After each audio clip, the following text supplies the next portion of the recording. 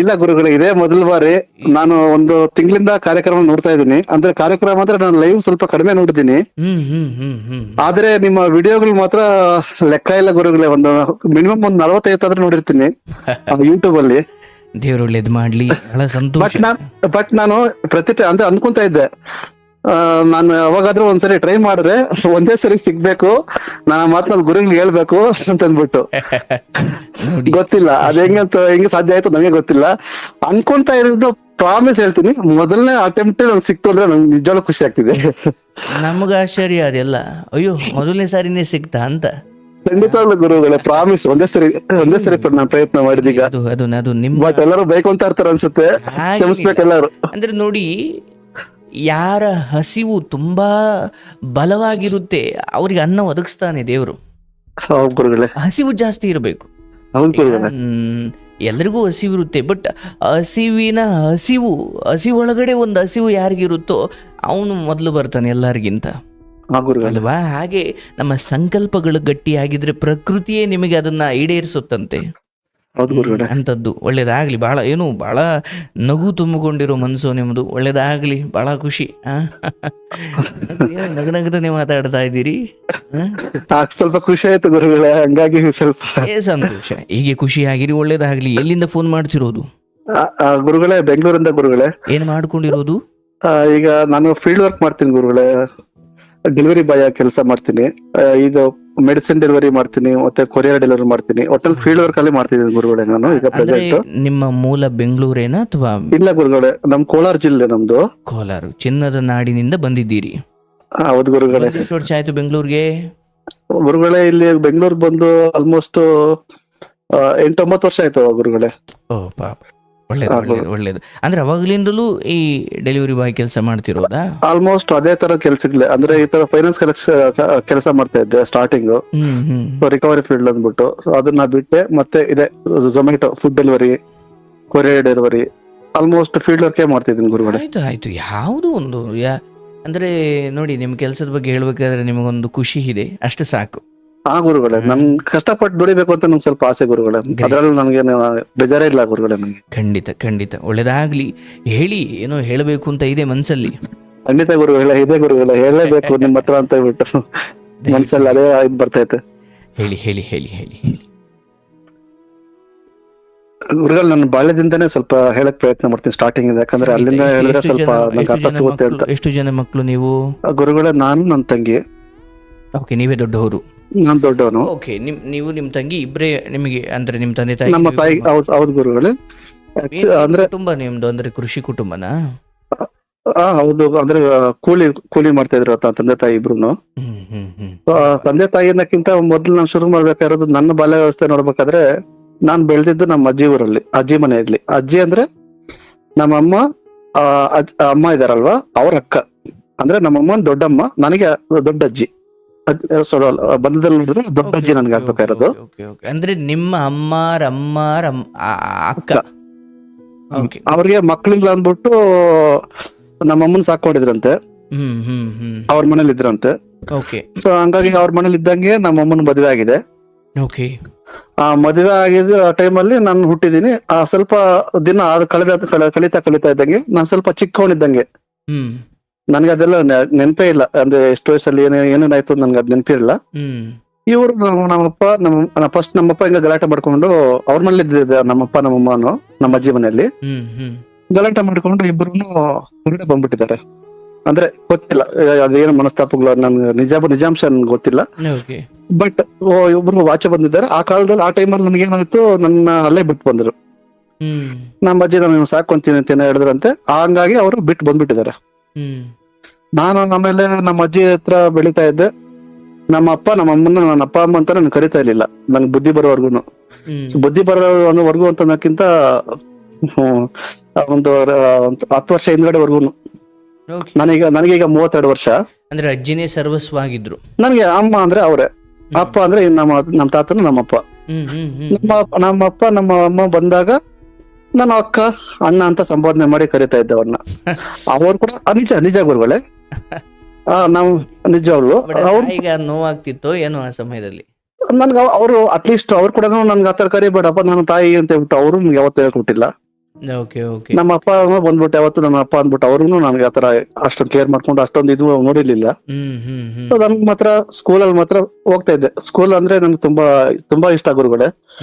ನಮ್ಮ ಅಜ್ಜಿ ಅವಾಗ ಹೇಳ್ತಾ ಇರ್ತಾರೆ, ಇವಾಗ ಅಕಸ್ಮಾತ್ ಯಾವಾಗಾದ್ರು ಸಿಕ್ಕಿದಾಗೂ ಹೇಳ್ತಾರೆ ಯಾವ ತರ ಗೊತ್ತಾ, ರಜಾ ಹಾಕು ನನ್ಗೆ ಸ್ವಲ್ಪ ಕೆಲಸ ಇದೆ, ಹಸು ನೋಡ್ಕೊಬೇಕು, ಇಲ್ಲಾಂದ್ರೆ ಏನಾದ್ರು ಕೆಲಸ ಇದೆ ಅದ್ ರಜಾ ಹಾಕು ಅಂತ ಹೇಳಿದ್ರೆ ಸಾಕು ಹಠ ಮಾಡ್ತಾ ಇದ್ದೆ ಅವನು. Okay okay. ಅಂದ್ರೆ ನಾನ್ ಸ್ಕೂಲ್ ಹೋಗ್ಲೇಬೇಕು ಶಾಲೆ ಇಷ್ಟಪಡ್ತಿದ್ರು, ಓದೋದು ಇಷ್ಟಪಡ್ತಿದ್ರು. ಎರಡು ಅನ್ಕೊಳ್ಳಿ ಗುರುಗಳೇ. ಓದು ಅಂದ್ರೆ ಇಷ್ಟ. ಅಂದಾಗೆಲ್ಲ ನಾವು ಓದು ಅಂತಲೇ ತಗೊಳ ಕಾಲ. ಯಾರೊಬ್ಬ ಸ್ಪೋರ್ಟ್ಸ್ ಅಲ್ಲಿ ತುಂಬಾ ಚೆನ್ನಾಗಿ ಆಸಕ್ತಿ ಇರೋನು ಅಂತ ದನ ಕಾಯಿಸ್ತಾರೆ ಅಂತ, ಇಲ್ಲ ನಾನು ಸ್ಕೂಲ್ಗೆ ಹೋಯ್ತೀನಿ ಅಂತ ನಂತೆ. ಇಲ್ಲ ಗುರುಗಳೇ, ನನ್ಗೆ ಅದು ಕೆಲ್ಸಕ್ಕೆ ಅಂದ್ರೆ ಕೆಲ್ಸನೂ ಓಕೆ, ನನ್ಗೆ ವಿದ್ಯೆ ಅಂದ್ರೆ ತುಂಬಾ ಇಷ್ಟ ಇವ್ರೆ ಗುರುಗಳೇ. ಅದು ಒಳ್ಳೇದು. ನಾನು ಸ್ಕೂಲ್ ಹೋಗ್ಬೇಕು ಅಂತ ಟಾಟ ಮಾಡ್ತಾ ಇದ್ನಂತೆ. ಸೊ ನಾನು ಬಾಳೆ ಜೀವನ ಸ್ವಲ್ಪ ನಂಗೆ ಓಕೆ ಖುಷಿ ಕೊಡ್ತಾ ಇತ್ತು, ಚೆನ್ನಾಗಿತ್ತು. ಅಂದ್ರೆ ನನ್ 6ನೇ ಕ್ಲಾಸ್ ವರ್ಗೂ ಅಲ್ಲೇ ಓದ್ತಾ ಇದ್ದೆ. ಸಾರಿ 5ನೇ ಕ್ಲಾಸ್. 5ನೇ ಕ್ಲಾಸ್ ಅಲ್ಲೇ ಓದ್ತಾ ಇದ್ದಂಗೆ ಆ ಟೈಮಲ್ಲಿ ಸ್ವಲ್ಪ ನನಗೆ ಬುದ್ಧಿ ಬರ್ತಾ ಇತ್ತು ಸ್ವಲ್ಪ, ಅಂದ್ರೆ ಗೊತ್ತಾಗ್ತಿತ್ತು ಯಾರೋ ಬರ್ತಾ ಇದಾರೆ, ನನ್ಗೆ ಏನಾಗ್ತದೆ ಸ್ವಲ್ಪ ತಿಂಡಿ ಕೊಡಿಸ್ತಾರೆ ಅಂತ. ಅಲ್ಲ, ಬುದ್ಧಿ ಬರೋದು ಗೊತ್ತಾಗುತ್ತೆ. ಅಂದ್ರೆ ಗುರುಗಳೇ, ನನಗೆ ತಾಯಿ ತಂದೆ ಅನ್ನೋ ಬುದ್ಧಿ ಗುರುಗಳೇ, ಸಾರಿ ಅದರ ಅರಿವು ಕ್ಷಮಿಸ್ಬೇಕು. ಅಯ್ಯೋ ಖಂಡಿತ ನಿಮ್ಗೆ ಆ ಲೋಕಜ್ಞಾನ ಬರ್ತಿತ್ತು ಅಥವಾ ಸಂಬಂಧಗಳ ಸ್ಪಷ್ಟತೆ ಸಿಗ್ತಾ ಇತ್ತು? ಸ್ವಲ್ಪ ಅರಿವಾಗ್ತಿತ್ತು. Okay okay. ಅದರಲ್ಲಿ ನಮ್ಮ ತಾಯಿ ಯಾವಾಗ ಅಂದ್ರೆ ಅಕ್ಕ ಅವಾಗೂ ಅಕ್ಕನೇ, ಅವಾಗೂ ಅಕ್ಕ ಅಂತಾನೆ ಕರೀತಾ ಇದ್ದು. ಆ ಟೈಮಲ್ಲಿ ಏನಾಯ್ತು, ನಮ್ಮ ಅಜ್ಜಿ, ಸ್ವಂತ ಅಜ್ಜಿ ಅಂದ್ರೆ ನಮ್ಮ ಅಮ್ಮ ಅವರಮ್ಮ, ಅವರು ಇಬ್ರು ಸೇರ್ಕೊಂಡು ನನ್ನ ಒಂದಿನ ನಮ್ಮೂರ್ ಕರ್ಕೊಂಡ್ ಅಂದ್ರೆ ನಮ್ಮಮ್ಮ ತಾಯಿ ಊರಿಗೆ ಕರ್ಕೊಂಡ್ ಬಂದಿದ್ರು. ಮಾತಾಡ್ಕೊಂಡು ನಮ್ಮ ಅಜ್ಜಿ ಪರ್ಮಿಷನ್ ತಗೊಂಡು ನನ್ನ ಕರ್ಕೊಂಡ್ ಬಂದಿದ್ರು. ಒಂದಿನ ಬಂದು ಹೋಗಿದ್ದೆ. ಆಮೇಲೆ ಗೊತ್ತಿಲ್ಲ ಇವರು ಸ್ವಲ್ಪ ಅದು ಏನೇನ್ ನಡೀತದೆ ಏನಂತ ಬಿಟ್ಟು ಗಲಾಟೆಗೆ ಬಂದ್ರು ನಮ್ಮ ಅಜ್ಜಿ ಹತ್ರ. ಇವ್ ನಮ್ಮ ಮಗನ ಸ್ವಲ್ಪ ಸರಿಯಾಗಿ ನೋಡ್ಕೊಂತ ಇಲ್ಲ ನೀನು, ಹಂಗ್ ಬೆಳೆಸ್ತದೆ ಅನ್ಕೊಂಡು ನನ್ ಮಗನ ನನ್ನ ಹತ್ರ ಕೊಟ್ಬಿಡ್ರಿ ಅಂತ ಹೇಳ್ಬಿಟ್ಟು ಸ್ವಲ್ಪ ಫೈಟ್ ನಡೀತಾ ಆ ಟೈಮಲ್ಲಿ. ನಾನು ಸ್ವಲ್ಪ ಈ ಕಡೆ ಒಲವು ತೋರಿಸ್ಬಿಟ್ಟೆ ಆ ಟೈಮಲ್ಲಿ. ಯಾವ ಕಡೆ? ನಮ್ ತಾಯಿ ಕಡೆ. Okay okay okay.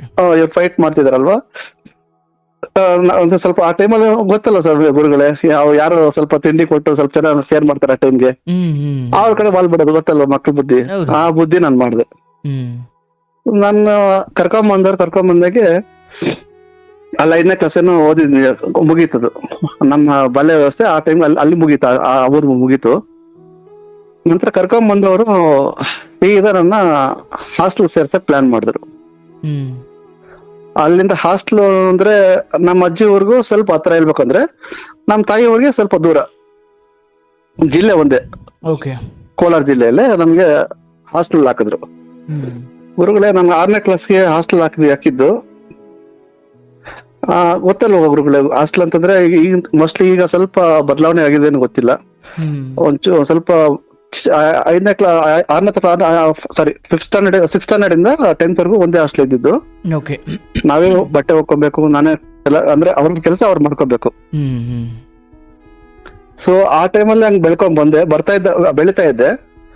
ಆ ಮಧ್ಯದಲ್ಲಿ ಏನಾಯ್ತು ಗುರುಗಳೇ, ನಮ್ ತಂದೆ ತಾಯಿ ನಮ್ ತಾಯಿಯಿಂದ ಒಂದು ಎಡವಟ್ ಆಯ್ತು. ಏನು? ಕರೆಕ್ಟ್ ಆಗಿ ನಾನು ಒಂದು 6ನೇ ಕ್ಲಾಸ್ ಓದ್ತಾ ಇದ್ದೆ.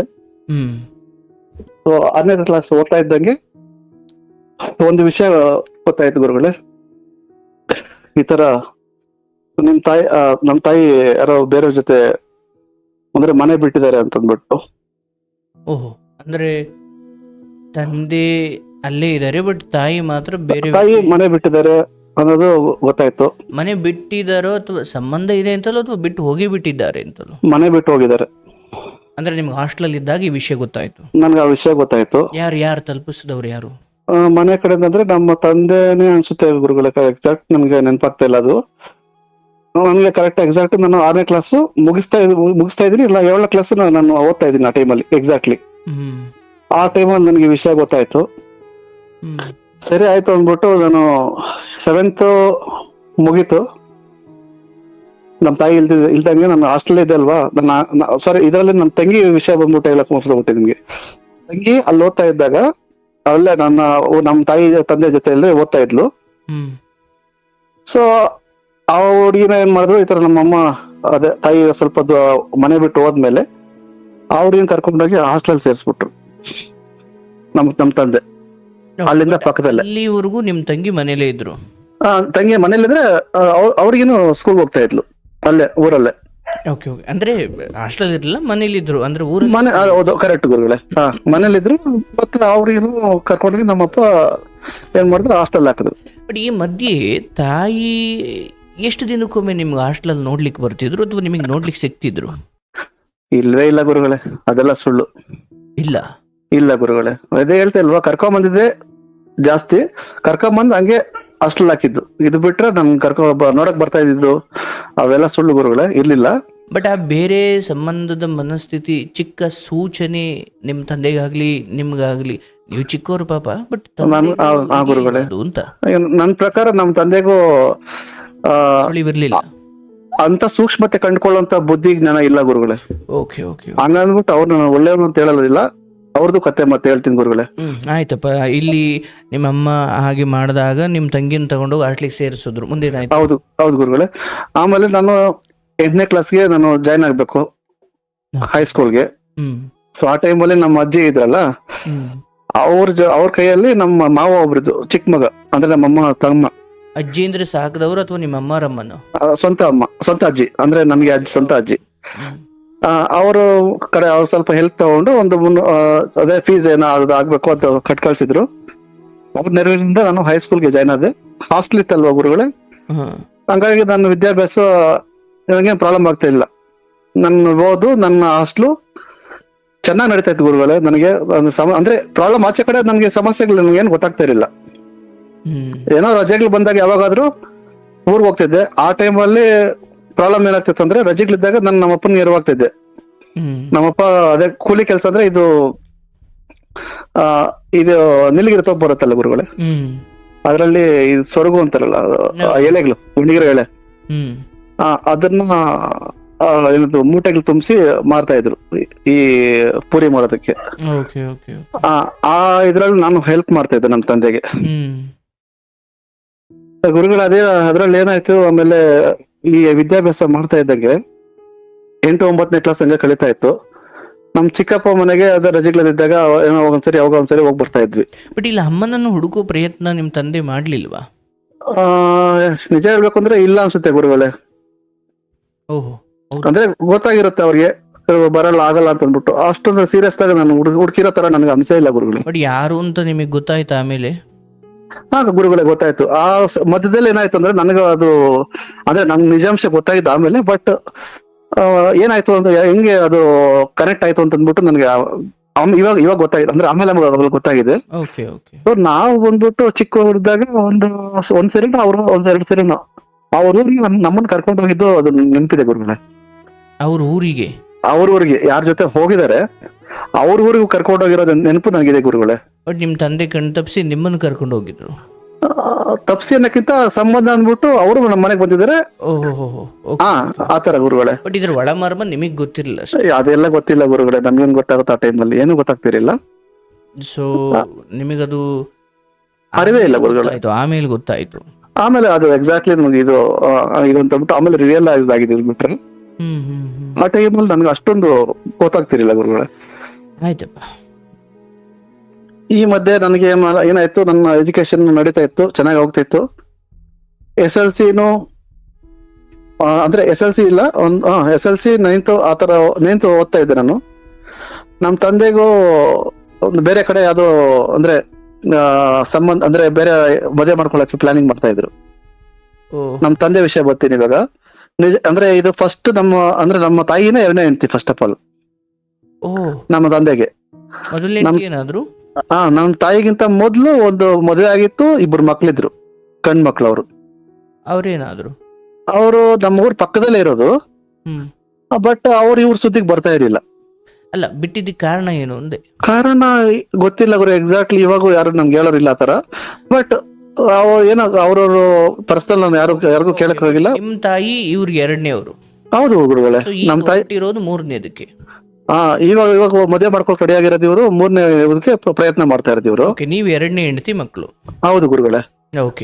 ನಾನ್ ಮತ್ತೆ ಏನ್ ಮಾಡ್ದೆ, ಸರಿ ಆಯ್ತು ಹೇಳಿದೆ ಈ ತರ ನಮ್ ತಂದೆ ಹೇಳ್ತಾ ಇದ್ದೆ, ಅಂದ್ರೆ ಈ ತರ ಹುಡುಕ್ತಾರ ಪ್ರಯತ್ನ ನನ್ಗೆ ಡೈರೆಕ್ಟ್ ಆಗಿ ಹೇಳಿಲ್ಲ, ಇಂಡೈರೆಕ್ಟ್ ಆಗಿ ಯಾರೋ ಹೇಳಿದ್ರು ಈ ತರ ನಿಮ್ಮಪ್ಪ ಈ ತರ ಕರ್ಕೊಂಡ್ ಬರ್ತಾರಂತೆ ಯಾರೋ ಒಬ್ರನ್ನ ನೋಡಿದೀನಿ ನಾನು ಹಂಗಿಂತೆಲ್ಲ ಸ್ವಲ್ಪ ಬೇರೆ ಕಡೆಯಿಂದ ನನ್ಗೆ ಗೊತ್ತಾಯ್ತು ವಿಷಯ. ನನ್ ತಂದೆಗೆ ಅವಾಗ ನಾನು ಹೇಳ್ದೆ ನಾನು, ಅಪ್ಪ ಹೌದಾ ಈ ತರ ನೀನು ಬೇರೆ ಮದುವೆ ಮಾಡ್ಕೊಕ್ ಹೋಗ್ತಿದ್ಯಂತೆ, ನಿಜನಾ ಏನು ಈ ತರ ಹೇಳ್ತವ್ರೆ ನಿಜಾನ ಅಂತಂದ್ರೆ ಹೌದು ಅಂತಂದ್ರು. ಯಾಕಪ್ಪ ಅದೆಲ್ಲ ಏನಕ್ಕೆ ಇವಾಗ ಬೇಡ, ನಿನ್ಗೆ ಅಷ್ಟಕ್ಕೆ ಅಡಿಗೆ ಮಾಡ್ಕೊಳಕ್ಕೆ ಅದೇ ಪ್ರಾಬ್ಲಮ್ ಆದ್ರೆ ನಾನು ಬೇಕಾದ್ರೆ ಎದ್ದೋಗ್ಬಿಡ್ತೀನಿ, ನಾನು ಮನೇಲಿ ಮಾಡ್ಕೊಂಡು ನೋಡ್ಕೊಂಡು ನಾನು ನಿನ್ಗೆ ಹೆಲ್ಪ್ ಆಗಿರ್ತೀನಿ, ಬೇಕಾದ್ರೆ ಬೇಡ ಅಂತ ಹೇಳಿದೆ ಗುರುಗಳು. ಇದು ನಾನು ಸತ್ಯವಾದ ಮಾತು ಹೇಳ್ತಿದ್ದೀನಿ, ನಾನು ಸುಮ್ನೆ ಹೇಳ್ತಾ ಇಲ್ಲ. ಆ ಟೈಮಲ್ಲಿ ನಮ್ ತಂದೆ ನನ್ ಕಿವಿಯೇ ಕೊಟ್ಟಿಲ್ಲ ಅದಕ್ಕೆ.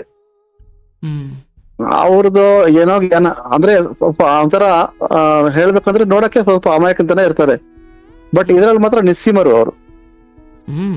ನಿಜವಾಗ್ಲು ಗುರುಗಳೇ, ಯಾವ ತರ ಅಂತ ಹೇಳಕ್ ಆಗ್ತಿಲ್ಲ, ಅಮಾಯಕರೇ, ಏನು ಗೊತ್ತಾಗದಿರೋ ತರಾನೇ ಇರ್ತಾರೆ, ಅಷ್ಟು ಅಮಾಯಕರು ಪಾಪ. ಆಮೇಲೆ ಏನಾಯ್ತು, ಸರಿ ಆಯ್ತು, ಅವ್ರೇನೋ ಕರ್ಕೊಂಡ್ ಬಂದ್ರು, ಮದುವೆ ಯಾರೋ ಒಬ್ರು ಕರ್ಕೊಂಡ್ ಬಂದ್ರು. ನಂದು ಆ ಟೈಮಲ್ಲಿ SLC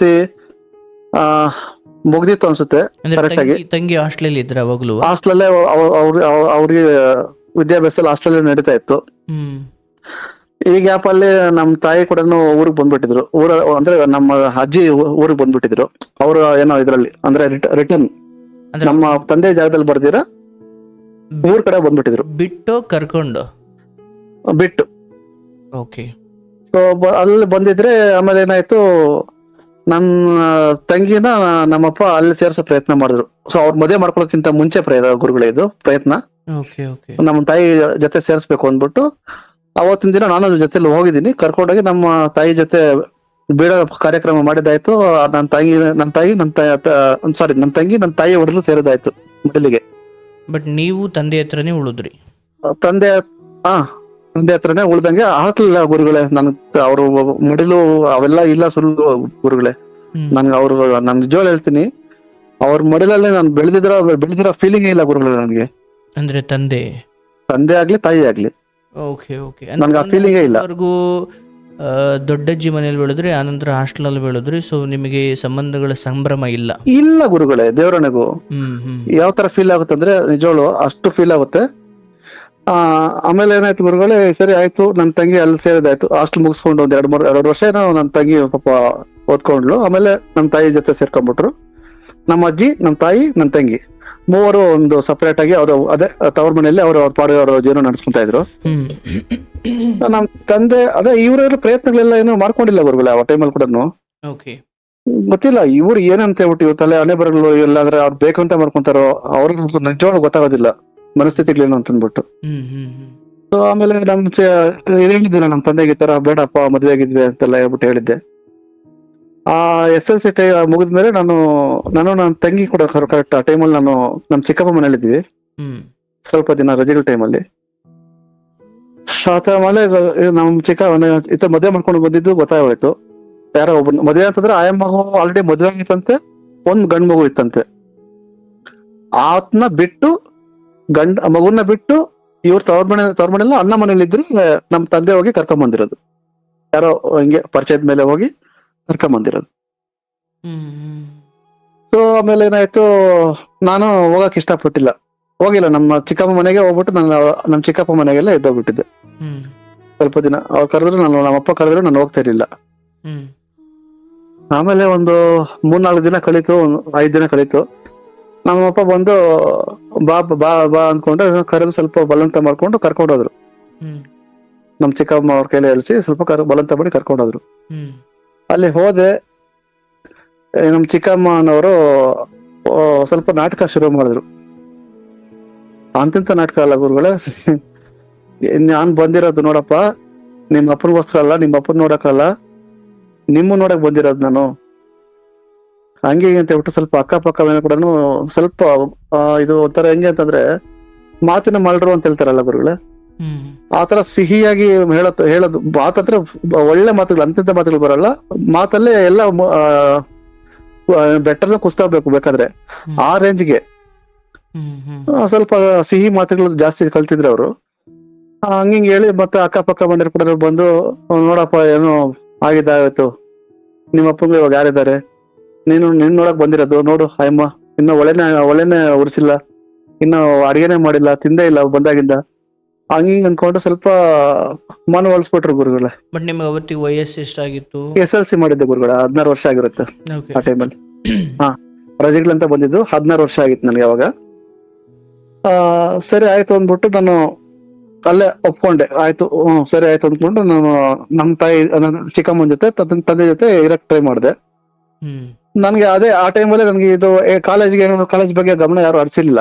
ನನಗೆ ಹ್ಮ್ ಸೇರಿಸ್ಬೇಕು, ಎಲ್ಲಿ ಸೇರಿಸ್ಬೇಕು ಅದೇ ಕಡೆ ಗಮನ ಹರಿಸಿರ್ಲಿಲ್ಲ. ಹ್ಮ್ ನಾನು IT ಅಂದ್ಬಿಟ್ಟು ಒಂದು ಅಪ್ಲಿಕೇಶನ್ ಹಾಕಿದ್ದೆ, ಅದು ಯಾವ್ದು ರಿಪ್ಲೈ ಬಂದಿರ್ಲಿಲ್ಲ ನನಗೆ. ಹ್ಮ್ ಆಮೇಲೆ ಸರಿ ಆಯ್ತು ಅಂದ್ಬಿಟ್ಟು ನಮ್ ತಂದೆಗೆ ಹೇಳ್ದೆ, ಈ ತರ ನಾನು ಕಾಲೇಜ್ ಹೋಗ್ಬೇಕು ಹಂಗೆ ಅಂತ ಹೇಳ್ಬಿಟ್ಟು ಹೇಳ್ತಾ ಇದ್ದೆ. ಅಂದ್ರೆ ಇದ್ರಲ್ಲೇ ಅಂದ್ರೆ ರೀಸೆಂಟ್ ಡೇಸ್ ಅಲ್ಲೇ, ಜಾಸ್ತಿ ದಿನ ಟೈಮ್ ತಗೊಂಡಿರ್ಲಿಲ್ಲ. ಹ್ಮ್ ಆಮೇಲೆ ಏನ್ ಮಾಡಿದ್ರು, ಒಬ್ರು ಯಾರೋ ಸಹಾಯದಿಂದ ನನಗೆ ಕೋಲಾರ ಜಿಲ್ಲೆಗೆ ನಮ್ಗೆ ಒಂದು 45 ಕಿಲೋಮೀಟರ್ ಆಗುತ್ತೆ ಗುರುಗಳೇ ಹ್ಮ್ ಬರೋದಕ್ಕೆ, ಅಷ್ಟು ನಮ್ಮೂರಿಂದ. ಹ್ಮ್ ಸೊ ಅಲ್ಲಿ ಬಂದ್ಬಿಟ್ಟು ನನಗೆ ಜಾಯಿನ್ ಆಗೋದಕ್ಕೆ ಒಂದು ಅವಕಾಶ ಸಿಕ್ತು. ಹ್ಮ್ PUCಗೆ ಆರ್ಟ್ಸ್ ಸಿಕ್ತು. ಅದ್ರಲ್ಲಿ ಕಾಮರ್ಸ್ ಮಾಡೋಣ ಅಂದ್ಕೊಂಡಿದ್ದೆ, ಅದು ಆಗಿಲ್ಲ. ಅದು ಯಾಕಂದ್ರೆ ಅಂದ್ರೆ ಸೀಟ್ ಫುಲ್ ಆಗಿತ್ತು ಅಂದ್ಬಿಟ್ಟು ನನ್ಗೆ ಆರ್ಟ್ಸ್ಗೆ ಸ್ವಲ್ಪ ಅವಕಾಶ ಮಾಡಿಕೊಟ್ರು. ಹ್ಮ್ ಆದ್ರೆ ನನಗೆ ಪ್ರಾಬ್ಲಮ್ ಏನ್ ಬಂತಂದ್ರೆ, ಅಲ್ಲಿಂದ ನಾನು ಟ್ರಾವೆಲ್ ಮಾಡಕ್ ಸ್ವಲ್ಪ ದೂರ ಆಗ್ತಿತ್ತು. ಹ್ಮ್ ಬೆಳಗ್ಗೆ 6 ಗಂಟೆ ಬಸ್ ನಮ್ಗೆ ಗೌರ್ಮೆಂಟ್ ಬಸ್ ಬರ್ತಾ ಇತ್ತು, ನಮ್ಮೂರಲ್ಲೇ ಹಾಲ್ಟ್ ಆಗ್ತಿತ್ತು. ಅದು ಹ್ಮ್ ಬಸ್ಗೆ ಸಮಸ್ಯೆ ಇರಲಿಲ್ಲ. ಗುರುಗಳ ಒಂದು 6 ತಿಂಗಳು ನಾನು ಫಸ್ಟ್ PUCಗೆ ನಾನು ಟ್ರಾವೆಲ್ ಮಾಡ್ತಿದ್ದೆ. ಹ್ಮ್ ಬೆಳಗ್ಗೆ ಅಷ್ಟೊತ್ತಿಗೆ 6 ಗಂಟೆ 6:15 ನನ್ ಮನೆ ಬಿಟ್ರೆ ಹ್ಮ್ ಮತ್ತೆ ನನ್ ಮನೆಗೆ ಬರ್ತಾ ಇದ್ದು 3 ಗಂಟೆ ಗುರುಗಳೇ. ಹ್ಮ್ 3 ಗಂಟೆವರೆಗೂ ನನಗೆ ಊಟ ತಿಂಡಿ ನೀರು ಏನು ಯಾವತ್ತೂ ನೋಡಿದ್ದೇ ಇಲ್ಲ ಗುರುಗಳೇ. ನಮ್ ತಂದೆ ಆಗ್ಬೋದು, ಚಿಕ್ಕಮ್ಮ ಆಗ್ಬೋದು. ಮತ್ ನಿನ್ಗೋಸ್ಕರ ಬಂದಿದ್ ನಿಂದ್ರಲ್ಲಪ್ಪ, ಆ ಗುರುಗಳೇ, ನಿಮ್ಗೋಸ್ಕರ ಬಂದಿದ್ ನಿಂದ್ರಲ್ಲಪ್ಪ ಮತ್ತೆ. ಹಾ ಗುರುಗಳೇ, ಅದಕ್ಕಿಂತ ಮುಂಚೆನೆ ನಮ್ಗೆ ಅಮ್ಮ ಏನು ಅಂತ ಹೇಳ್ಬಿಟ್ಟು ಗೊತ್ತಾಗಿತ್ತು. ಅಂದ್ರೆ ನಡ್ಕೊಂಡಿದ್ದು ಎಲ್ಲ ಅಂದ್ರೆ ಗೊತ್ತಾಗೋಯ್ತು ಏನು ಅಂತ ಅಂದ್ಬಿಟ್ಟು. ಹ್ಮ್ ಬಟ್ ಇದೆಲ್ಲ ಬಂದಿರೋದು ಆಯಪ್ಪ ಮಾಡ್ಕೊಂಡಾದ್ಮೇಲೆ ನಾನೇನ್ ಮಾಡಕ್ಕಾಗುತ್ತೆ ಆ ಟೈಮಲ್ಲಿ. ನಾನು ಅಷ್ಟೊಂದು ನಾನು ಕೇಳೋಂತಾರೋ ಏನೊಂದು ಬುದ್ಧಿವಂತನೋ ಅಲ್ಲ, ಅವ್ರು ಕೊಡುವಂತ ಸಾಹಸವಂತರು ಇಲ್ಲ. ಅಂದ್ರೆ ನೋಡ್ಬೇಕು ಅಂತ ಇದು ಇಲ್ಲ ಅವ್ರಿಗೆ, ಸದ್ಯಕ್ಕೆ ಆ ಶಕ್ತಿನೂ ಇರ್ಲಿಲ್ಲ. ಇಲ್ಲ ಗುರುಗಳೇ. ಇವ್ರಿಗೆ ಏನ್ ಬೇಕೋ ಅವ್ರು ನೋಡ್ಕೊಳ್ಳೋ ಶಕ್ತಿ ಮಾತ್ರ ಚೆನ್ನಾಗಿ ಗೊತ್ತಿದ್ದು, ದೇವ್ರು ಅಷ್ಟು ಕೊಟ್ಟಿದ್ರು ಅವ್ರಿಗೆ ಮಾತ್ರ. ಸರಿ, ನಿಮಗೆ ಊಟ ತಿಂಡಿ ಏನು ಕಟ್ತಿರ್ಲಿಲ್ಲ, ಬಟ್ ನೀವು ಹಸ್ಕೊಂಡಂತೂ ಇರ್ತಿರ್ಲಿಲ್ಲ. ಏನ್ ವ್ಯವಸ್ಥೆ ಮಾಡ್ಕೊಳ್ತಿದ್ರಿ? ಆ ಗುರುಗಳೇ, ಅದು ಏನ್ ಮಾಡ್ತಿದ್ದೆ, ಹೊಟ್ಟೆ ಹಸ್ಕೊಂಡೇ ಹೋಗ್ತಿದ್ದೆ. ಆ 3 ಗಂಟೆ ಹೋದ್ರುನು ಅದ್ರಲ್ಲಿ ಸ್ವಲ್ಪ ಮುದ್ದೆ, ಅದೇ ಬೆಳಗ್ಗೆ ಮಾಡೋ ತಂಗ್ಲಿಟ್ನ ಕೊಟ್ಟಕ್ ಬಂದ್ರು ಅದ್ರಲ್ಲಿ ಸ್ವಲ್ಪ ನಿಮ್ಮ ಅಪ್ಪನಿಗೆ ಎತ್ತಿಕ್ ನಿಮ್ಮ ಅಪ್ಪ ಬರ್ತಾನೆ ಇವಾಗ ಅಂತ ಹೇಳ್ಬಿಟ್ಟು ಆತರ ನಮ್ ಚಿಕ್ಕಮ್ಮ ಹೇಳ್ತಾ ಇದ್ರು. ಅಲ್ಲ, 3 ಆಯಮ್ಮ ಗಂಟೆ ಊರಲ್ಲಿ ಏನು ತಿಂತಿರ್ಲಿಲ್ವಾ? ಹಾ ಗುರುಗಳೇ, ಅದ್ರಲ್ಲಿ ಸ್ವಲ್ಪ ನಿಮ್ಮಪ್ಪ ಬರ್ತಾರೆ, ಕೆಲ್ಸಕ್ಕೆ ಹೋಗಿದ್ದಾರೆ. ಅವ್ರು ಹೋಗ್ತಾ ಇರ್ಲಿಲ್ಲ ಕೆಲ್ಸಕ್ಕೆ, ಬರ್ತಾರೆ, ನಿಮ್ಮಪ್ಪ ಹೇಳ್ತಿಕ್ ಸ್ವಲ್ಪ ಅಂದ್ಬಿಟ್ಟು ಅದ್ರಲ್ಲಿ ಮತ್ತೆ ಸ್ವಲ್ಪ ನಾನು ತಿನ್ಬಿಟ್ಟು, ಆ ಸೀಕ್ಲಿದ್ರು ಕೂಡ ನಾನು ತಿಂತಾ ಇದ್ದೆ ಗುರುಗಳೇ. ತುಂಬಾ ದಿನ ನಾನು ತಿಂದಿದ್ದೀನಿ ಆ ಸೀಕ್ಲು. ಅಂದ್ರೆ ನಾನು ಇವಾಗ ಖುಷಿ ಪಡ್ತೀನಿ, ಆ ರುಚಿ ಎಷ್ಟ್ ಚೆನ್ನಾಗಿತ್ತು ಅಂತ. ಅದು ಕೂಡ ನಾವು ಏನೋ ಗೊತ್ತಿಲ್ಲ, ಹಸಿವಿಗೆ ಅಂತ ಗೊತ್ತಿಲ್ಲ, ಏನಂತ ಗೊತ್ತಿಲ್ಲ, ಅಷ್ಟು ರುಚಿ ಇರೋದು ನನಗೆ. ನೀರ್ ಹಾಕೊಂಡು ನಾವು ಸುಟ್ಕೊಂಡ್ ತಿಂತಿದ್ದು ಸೀಕ. ಸೀಕ, ಅದನ್ನ ಅದ್ರಲ್ಲಿ ನೀರ್ ಹಾಕೊಂಡು ಉಪ್ಪು ಹಾಕೊಂಡು ಕಲ್ಸ್ಕೊಂಡ್ ತಿಂತಾ ಇದ್ದೆ.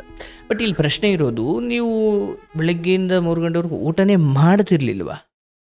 ಇಲ್ಲ ಗುರುಗಳೇ, ಟಿಫನ್ ಇಲ್ಲ, ಊಟ ಇಲ್ಲ. ಮಧ್ಯಾಹ್ನ ಅಂದ್ರೆ ಅದು 3 ಗಂಟೆ ಬರ್ತಾ ಇದ್ದೆ ನಾನು. ಅದಕ್ಕೂ ಬೇರೆ ಏನು ದಾರಿ ಕಂಡುಕೊಂಡಿರ್ಲಿಲ್ವಾ ನೀವು?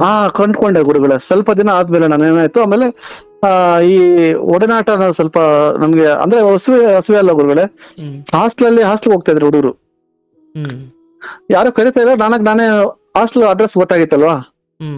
ಸೊ ಆಮೇಲೆ ನಾನು ಸ್ವಲ್ಪ ದಿನ ಏನ್ ಮಾಡಿದೆ, ಯಾರೋ ಪರಿಚಯ ಮಾಡ್ಕೊಂಡು ನಮ್ಮ ಪಕ್ಕದ ಹುಡುಗರು ಹಾಗೆ ಪರಿಚಯ ಮಾಡ್ಕೊಂಡು, ಹಾಸ್ಟೆಲ್ ನಾವು ಡೈರೆಕ್ಟ್ ಆಗಿ ಹೋಗೋಕ್ ಆಗೋದಿಲ್ಲ.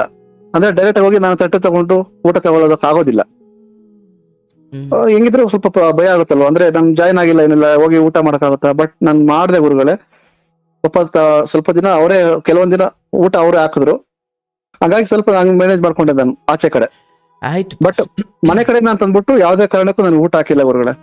ಬಟ್ ನಿಮ್ ತಂದೆನೂ ಏನು ಕೇಳ್ತಿರ್ಲಿಲ್ಲ ಗುರುಗಳೇ. ಅವ್ರು ಡೈಲಿ 1 ಲೀಟರ್ ಹಾಲು ತಗೊಂತಾ ಇದ್ರು. ಏನಕ್ಕೆ? ಬರೀ ಕಾಫಿಗೆ, ಟೀಗೆ. ನಾನು ಇವಾಗ ಅಂದ್ಕೊಳ್ಳೋದು, ಅಟ್ಲೀಸ್ಟ್ ಆ ಹಾಲಲ್ಲಿ ಸ್ವಲ್ಪ ಎಪ್ಪಾಗ್ಬಿಟ್ಟು ಬೆಳಗ್ಗೆ ಒಂದು ಮೊಸರಲ್ಲಿ ಅನ್ನ ಬಾಕ್ಸ್ ಕಳ್ಸಿದ್ರು ನನ್ಗೆ ಅವತ್ತು ಋಣ ನಾನು ನಿಜವಾಗ್ಲೂ ತೀರ್ಸ್ಕೊತಾ ಇದ್ದೆ. ಅಲ್ಲ, ಅಟ್ಲೀಸ್ಟ್ ಮಗನ್ಗಲ್ಲ ಸರ್ ಗುರುಗಳೇ, ಅದು ನನ್ನನ್ ಬೇರೆನೂ ಅಲ್ಲ. ಒಂದ್ 5 ರೂಪಾಯಿ ಅಲ್ಲ, 1 ರೂಪಾಯಿ ಜೇಬಲ್ ಕೂಡ ನನ್ಗೆ ಕೊಡ್ತಾ ಇರಲಿಲ್ಲ. ನಾನ್ ಕೇಳೋಂತ ಪುಣ್ಯಾತ್ಮನು ನಾನು ಅಲ್ಲ ಗುರುಗಳೇ. ಕೇಳೋಂಥದ್ದು ಅಲ್ಲ ನಾನು, ಅವ್ರು ಕೊಡೋಂಥವ್ರು ಇದ್ದಿದ್ದು ಅಲ್ಲ ಎಲ್ಲ. ಆತರ ಸರಿ ಮುಗಿಸ್ಕೊಂಡೆ. ಒಂದ್ಸರಿ ನನ್ನ ಎಕ್ಸಾಮ್ ಟೈಮಲ್ಲಿ ಪಾಸ್ ತಗೊಂಡೋಗಿ ಮರ್ತೋಗ್ಬಿಟ್ಟಿದೀನಿ. ಹ್ಮ್ ನಮ್ಮೂರ್ ಹೋಗೋ ಬಸ್ಸಲ್ಲಿ ನಮ್ ತಾಲೂಕ್ ಹೋಗ್ತೀವಿ, ಆ ತಾಲೂಕಿಗೆ ಬಸ್ ಅಲ್ಲಿ ಪಾಸ್ ಕೇಳಲ್ಲ. ಹ್ಮ್ ನಾರ್ಮಲ್ ಆಗಿ ಸರಿ ಆಯ್ತು ಅಂದ್ಬಿಟ್ಟು ಅಲ್ಲರ್ಗು ಹೋಗೋದೆ. ಆಮೇಲೆ ನೋಡ್ಕೊಂಡೆ ಪಾಸ್ ತಗೊಂಡಿರ್ಲಿಲ್ಲ. ಹ್ಮ್ ಎಕ್ಸಾಮ್ ಬೇರೆ ಅವತ್ತು. ಹೋಗುವಾಗ ನನಗೆ ಮತ್ತೆ ಸರಿ ಆಯ್ತು ಅಂದ್ಬಿಟ್ಟು ಫ್ರೆಂಡ್ ಒಬ್ಬನ ಹತ್ರ ಕೇಳಿದೆ. ಅವನು ಹೋಗಕ್ ಮಾತ್ರ ಕಾಸು ಕೊಟ್ಟ. ಹ್ಮ್ ರಿಟರ್ನ್ ಬರಕ್ಕೆ ಯಾರ ನಮ್ಮ ಫ್ರೆಂಡ್ಸ್ ಅಂದ್ರೆ ಆ ಟೈಮಲ್ಲಿ ಕೇಳಿದಾಗ ಯಾರ ಹತ್ರನು ಇಲ್ಲ ಇಲ್ಲ ಅಂತ ಹೇಳಿದ್ರು ರಿಟರ್ನ್ ಬರಕ್ಕೆ. ಅಷ್ಟು ದೂರ ಕಿಲೋಮೀಟರ್ ನಾನು ನಡ್ಕೊಂಡೆ ಬಂದಿದ್ದೀನಿ ಗುರುಗಳೇ, ನಮ್ಮ ತಾಲೂಕವರೆಗೂ. ಅಂದ್ರೆ ಅಲ್ಲಿಂದ ಒಂದು 20 ಕಿಲೋಮೀಟರ್ 25 ಕಿಲೋಮೀಟರ್ ನಡ್ಕೊಂಡೆ ಬಂದಿದ್ದೀನಿ. ಅಲ್ಲ, ಯಾವ ತರ ಇರೋ ಪರಿಸ್ಥಿತಿ ಯಾರೋ ಗಾಡಿ ಅಡ್ಡ ಹಾಕಿದ್ರೆ ಆಗ್ತಿತ್ತಲ್ಲಪ್ಪ. ಅದು ಪ್ರಯತ್ನ ಮಾಡಿದೆ. ನನ್ಗೆ ಒಂಥರ ಅಡ್ಡ ಹಾಕಿದ್ರು ನನ್ಗೆ ಅದೇ ನಿಲ್ಸಿಲ್ಲ ಅನ್ನೋದು ಒಂದು ಬೇಜಾರು. ಈ ಕಡೆ ಕೋಚ ಒಂಥರ ಹೊಟ್ಟೆ ಹಸು ಬೇರೆ, ಒಂದ್ ಕಡೆ ಏನೇನೋ ಗುರುಗಳ ಗೊಂದಲ. ಆ ಟೈಮಲ್ಲಿ ನಡ್ಕೊಂಡ್ ಬಂದಿದ್ದೀನಿ, ಒಂಥರ ದೇವತೆ ಅನ್ಕೊಳ್ಳಿ, ಏನೇನಾದ್ರು ಅನ್ಕೊಳ್ಳಿ. ನನ್ ಪಾಡು ನಡ್ಕೊಂಡ್ ಬಂದ್ಬಿಟ್ಟಿದೀನಿ ಆರಾಮಾಗಿ. ಸರಿ ಗುರುಗಳು ನಮ್ ತಾಲೂಕು ಲೆವೆಲ್ ಬರುತ್ತಲ್ವ, ಅಲ್ಲೂ ನಡ್ಕೊಂಡ್ ಬಂದಿದ್ದೀನಿ. ಆಮೇಲೆ ಅಲ್ಲಿಂದ ಬಸ್ ಸಿಕ್ತು, ಟೈಮ್ ಬಂದಿದ್ದೀನಿ ಕರೆಕ್ಟ್ ನಲ್ಲಿ. ಸೊ ಅಲ್ಲಿಂದ ಬಸ್ ನ ಕ್ಯಾಚ್ ಮಾಡಿದೆ. ಮತ್ತೆ ಓಕೆ ಅದು ನಡೀತು. 6 ತಿಂಗಳು ಆತರ ನಡೀತು. ಆತರ ಅಂದ್ರೆ ಊಟ ಇಲ್ದಿರ ಆತರ ನಡೀತು. ಇನ್ನೊಂದು 6 ತಿಂಗಳು ಹೆಂಗೆ ಅಂತಂದ್ರೆ ನಮ್ ಚಿಕ್ಕಮ್ಮ ಕಡೆಯಿಂದ ಅವರು ಇದಕ್ಕೆ ಅವ್ರ ತವ್ರ ಮನೆ ಕಳ್ಸಿದ್ರು. ನಮ್ ಕಾಲೇಜಿಂದ ಒಂದು 2 ಕಿಲೋಮೀಟರ್ ಗುರುಗಳ, 4 ಕಿಲೋಮೀಟರ್ ಆಗುತ್ತೆ. ಬೆಟ್ಟದ ಮೇಲೆ ಊರದು ಇರೋದು. ಇವಾಗ ಇಲ್ಲಿ ಅಂತರ್ಗಂಗೆ ಅಂತ ಫೇಮಸ್ ಇರುತ್ತೆ, ಇಲ್ಲಿ ಫೇಮಸ್ ಇದೆ ಗುರುಗಳ. ಇಲ್ಲಿ ಅಂತರ್ಗಂಗೆ ದಕ್ಷಿಣ ಕಾಶಿ ಕ್ಷೇತ್ರ ಅಂದ್ಬಿಟ್ಟು ಅದ್ರ ಅಟ್ಯಾಚ್ ಅಲ್ಲೇ ಒಂದು ಬೆಟ್ಟದ ಮೇಲೆ 7 ಊರುಗಳು ಇದಾವೆ. ಆ ಊರಲ್ಲಿ ನಮ್ಮ ಚಿಕ್ಕಮ್ಮ ತವ್ರ ಮನೆ ಇದೆ. ಅಲ್ಲಿ ನನ್ನ ಕಳ್ಸ್ಕೊಟ್ರು.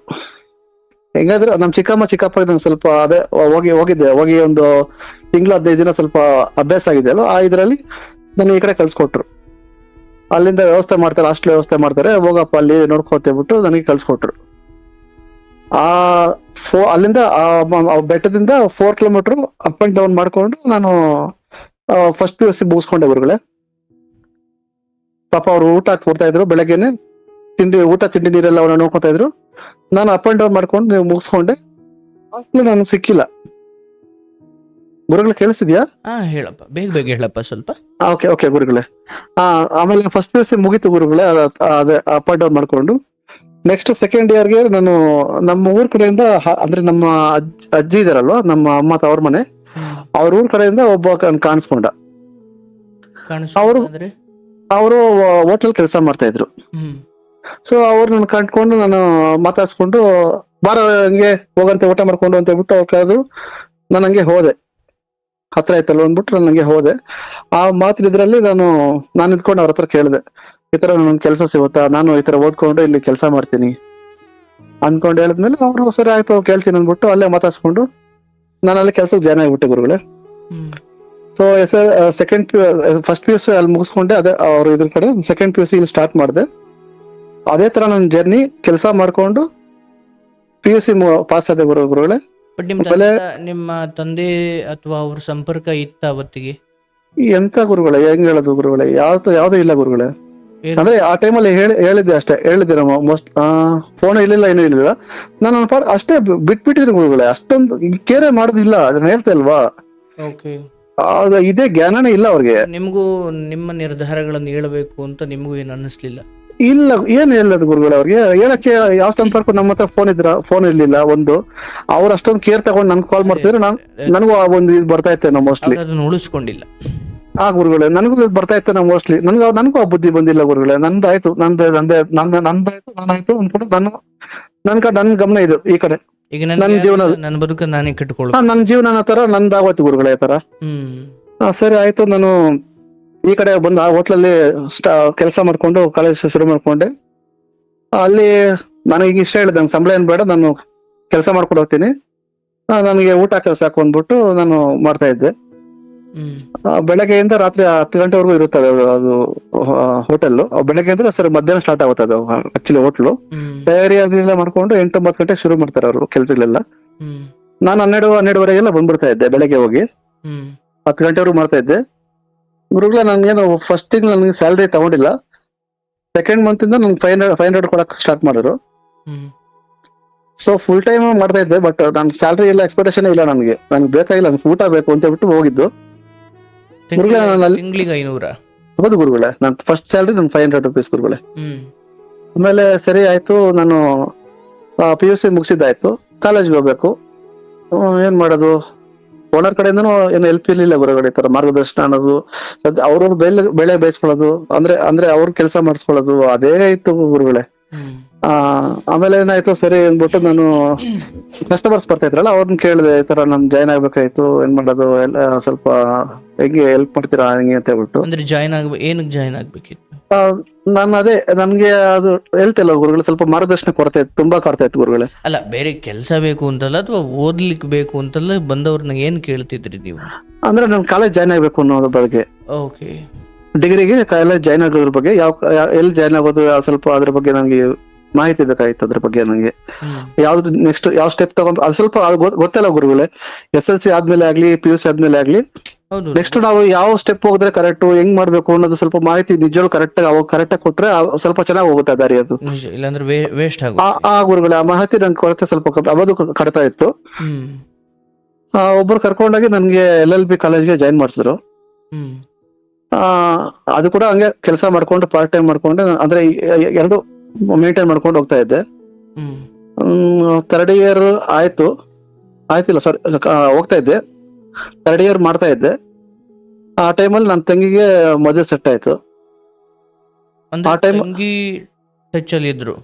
ಟಚ್ ಅಲ್ಲಿ ಅಂತಂದ್ರೆ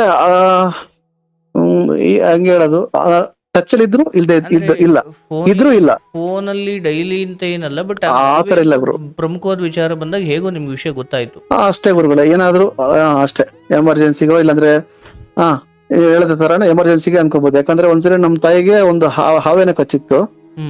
ಆ ಟೈಮಲ್ಲಿ ನನಗೆ ವಿಷಯ ಒಂದ್ಸರಿ ಗೊತ್ತಾಗಿತ್ತು. ನಾನು ಅಲ್ಲಿ ಕೆಲಸ ಮಾಡ್ತಿರೋ ಜಾಗದಿಂದಾನೆ ಹೋಗಿ ನೋಡ್ಕೊಂಡು ಮಾತಾಡ್ಕೊಂಡು ಅದು ಆತರ ಹೋಗಿ ಬಂದಿದ್ದೆ.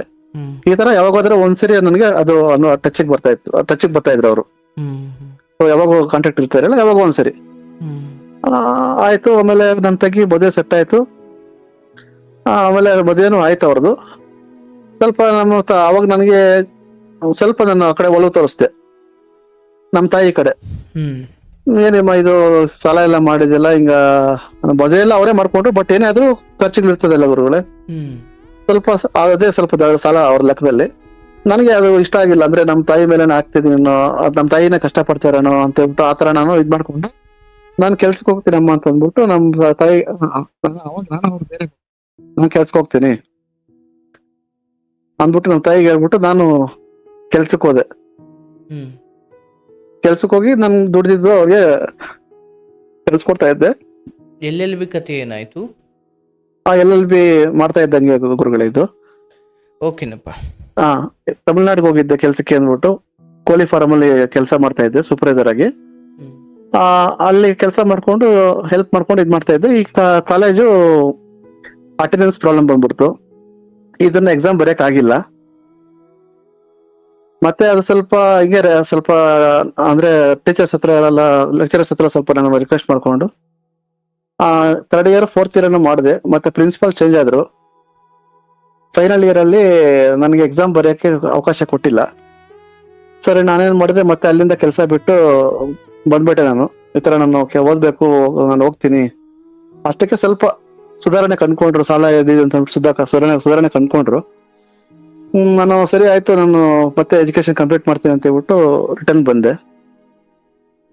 ಮತ್ತೆ ಅಲ್ಲಿಗೆ ಹೋಗ್ಬೇಕಲ್ವಾ, ಮತ್ತೆ ಪಾರ್ಟ್ ಟೈಮ್ ಕೆಲಸ ಮಾಡ್ಬೇಕು, ಮತ್ತೆ ಅಲ್ಲಿಗೆ ಹೋಗ್ಬೇಕಲ್ವಾ. ಸೊ ಹಂಗೆ ಕೆಲಸ ಮಾಡ್ಕೊಂಡು ಟ್ರೈ ಮಾಡಿದೆ. ಫೇಲ್ ಆಯ್ತು ಗುರುಗಳೇ, ಅದು ಸಬ್ಜೆಕ್ಟ್ LLB ಕಂಪ್ಲೀಟ್ ಆಗೋ ಕಾಲೇಜನ್ನು ಬಿಡ್ಬೇಕಾಯ್ತು. ಫೇಲ್ ಆಯ್ತು. ಮತ್ತೆ ರೀಡಿ ಅಟೆಂಪ್ಟ್ ಮಾಡ್ಬೋದಾಯ್ತು. ಆ ಟೈಮಲ್ಲಿ ನಾನು ಸೀದಾ ಬೆಂಗಳೂರು ಬಂದೆ. ಬೆಂಗಳೂರು ಬರೋಷ್ಟೊತ್ತಿಗೆ ನಮ್ಮ ತಾಯಿ ಅಷ್ಟೊತ್ತಿಗೆ ಬೆಂಗಳೂರು ಸೇರಿದ್ರು ಗುರುಗಳೇ. ಆ ಟೈಮ್ ಅಷ್ಟೊತ್ತಿಗೆ ಅವ್ರು ಸೇರಿ ಕರೆಕ್ಟಾಗಿ ಮೇ ಬಿ 1 ವರ್ಷ ಆಗಿರುತ್ತೇನೋ. ಆ ಟೈಮ್ಗೆ ಸ್ವಲ್ಪ ಕಾಂಟ್ಯಾಕ್ಟ್ ಬರ್ತಾ ಇದ್ರು ನನಗೆ. ಅದೇ ನಾನು ಈ ತರ ಬರೋದು, ಊರಿಗೆ ಅಮೌಂಟ್ ಕೊಡೋದು, ಹೋಗೋದು, ಅದ್ ಬಿಟ್ರೆ ಅವ್ರು ಅಷ್ಟೊಂದು ನಾನು ಕೇರ್ ತಗೊಂಡು ಅವಾಗೂ ನನ್ಗೆ ಫೋನ್ ಮಾಡ್ತಾ ಇರ್ಲಿಲ್ಲ. ಇದು ಸತ್ಯ ಗುರುಗಳೇ. ಅವಾಗೂ ಫೋನ್ ಮಾಡ್ಕೊಂಡು ಪ್ರೀತಿಯಿಂದ ಮಾತಾಡೋದು ಆತರ ಎಲ್ಲ ಏನಿರ್ಲಿಲ್ಲ. ನಾನು 1-2-3 ಸರಿ ಹತ್ಕೊಂಡು ಹೇಳಿದೀನಿ, ನಿನ್ನ ಮಡಿದಲ್ಲಿ ಮಲ್ಕೊಂಡು ನಾನು ಅವತ್ತು ನಾನು ಆ ಪ್ರೀತಿ ನೋಡಿಲ್ಲಲ್ಲಮ್ಮ ಅಂತ ಹೇಳ್ಬಿಟ್ಟು ಹಂಗೆಲ್ಲ ಕೂಡ ಕೆಲವೊಂದ್ಸರಿ ಆಗಿದೆ, ಅದು ಆ ಘಟನೆ ಕೂಡ ಆಗಿದೆ. ಆದ್ರೆ ಕೂಡ ಆ ಪ್ರೀತಿ ಅನ್ನೋದು ನನ್ಗೆ ಅದು ಬಂದಿಲ್ಲ ಗುರುಗಳೇ. ಸರಿ ಆಯ್ತು, ಬೆಂಗಳೂರು ಬಂದ ತಕ್ಷಣ ನನಗೆ ಸಬ್ಜೆಕ್ಟ್ ಬೇರೆ ಫೇಲ್ ಆಗಿತ್ತು. 2 ಸಬ್ಜೆಕ್ಟ್ ಹೋಗಿತ್ತು actually, final semester 10th semester ಅಲ್ಲಿ. ಸರಿ, ನಾನು ಬಂದ ತಕ್ಷಣ ನಮ್ಮ ತಾಯಿ ಆಲ್ರೆಡಿ ಇಲ್ಲಿ ಇರೋದ್ರಿಂದ, ಬೆಂಗಳೂರಲ್ಲಿ ಇರೋದ್ರಿಂದ ನನ್ನ ತಾಯಿ ಹತ್ರ ನಾನು ಬಂದೆ.